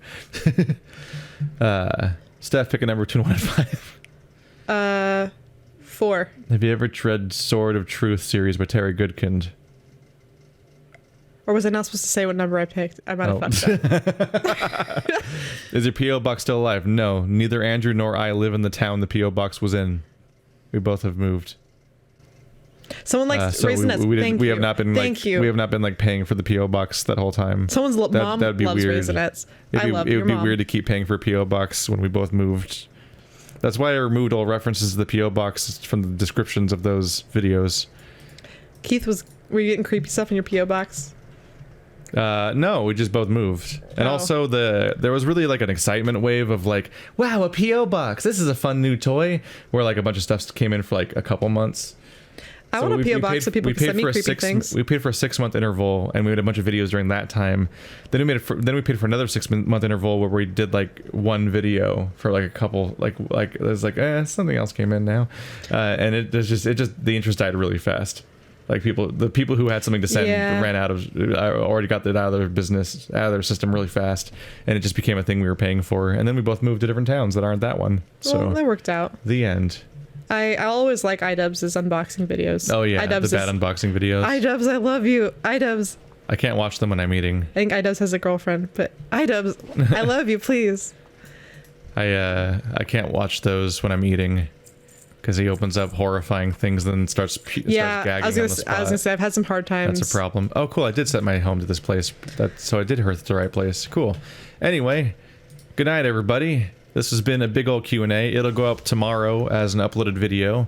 And this has actually been questions from Patreon episode 65. Surprise. Except it's not questions from Patreon, it's questions from public people, because, I don't know. Every 10th episode, which is the X5 episode, because I started at a awkward spot, is the public episode.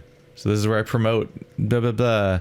So there's a Q&A episode every week, but it's not streamed and it's not with Stephanie. And so if you want to see those every week, you can go to my Patreon, and you can watch the previous 64, and then next week you can watch 66, because you will have already caught up on all 64 previous episodes in only 1 week. Congratulations, that's impressive. That actually sounds like a monumental task. That sounds mathematically impossible, but I guess you can fast forward and then not understand any of the things that are being said. So hop on the Patreon. YouTube, patreon.com/SebastianSB. Do you say anything? If you would like to support me on Patreon. And also, final warning, I did beat God of War, so we're picking the next game like next week or so. So you should get on the Patreon if you want to pick the next, be involved in the process of picking the next game.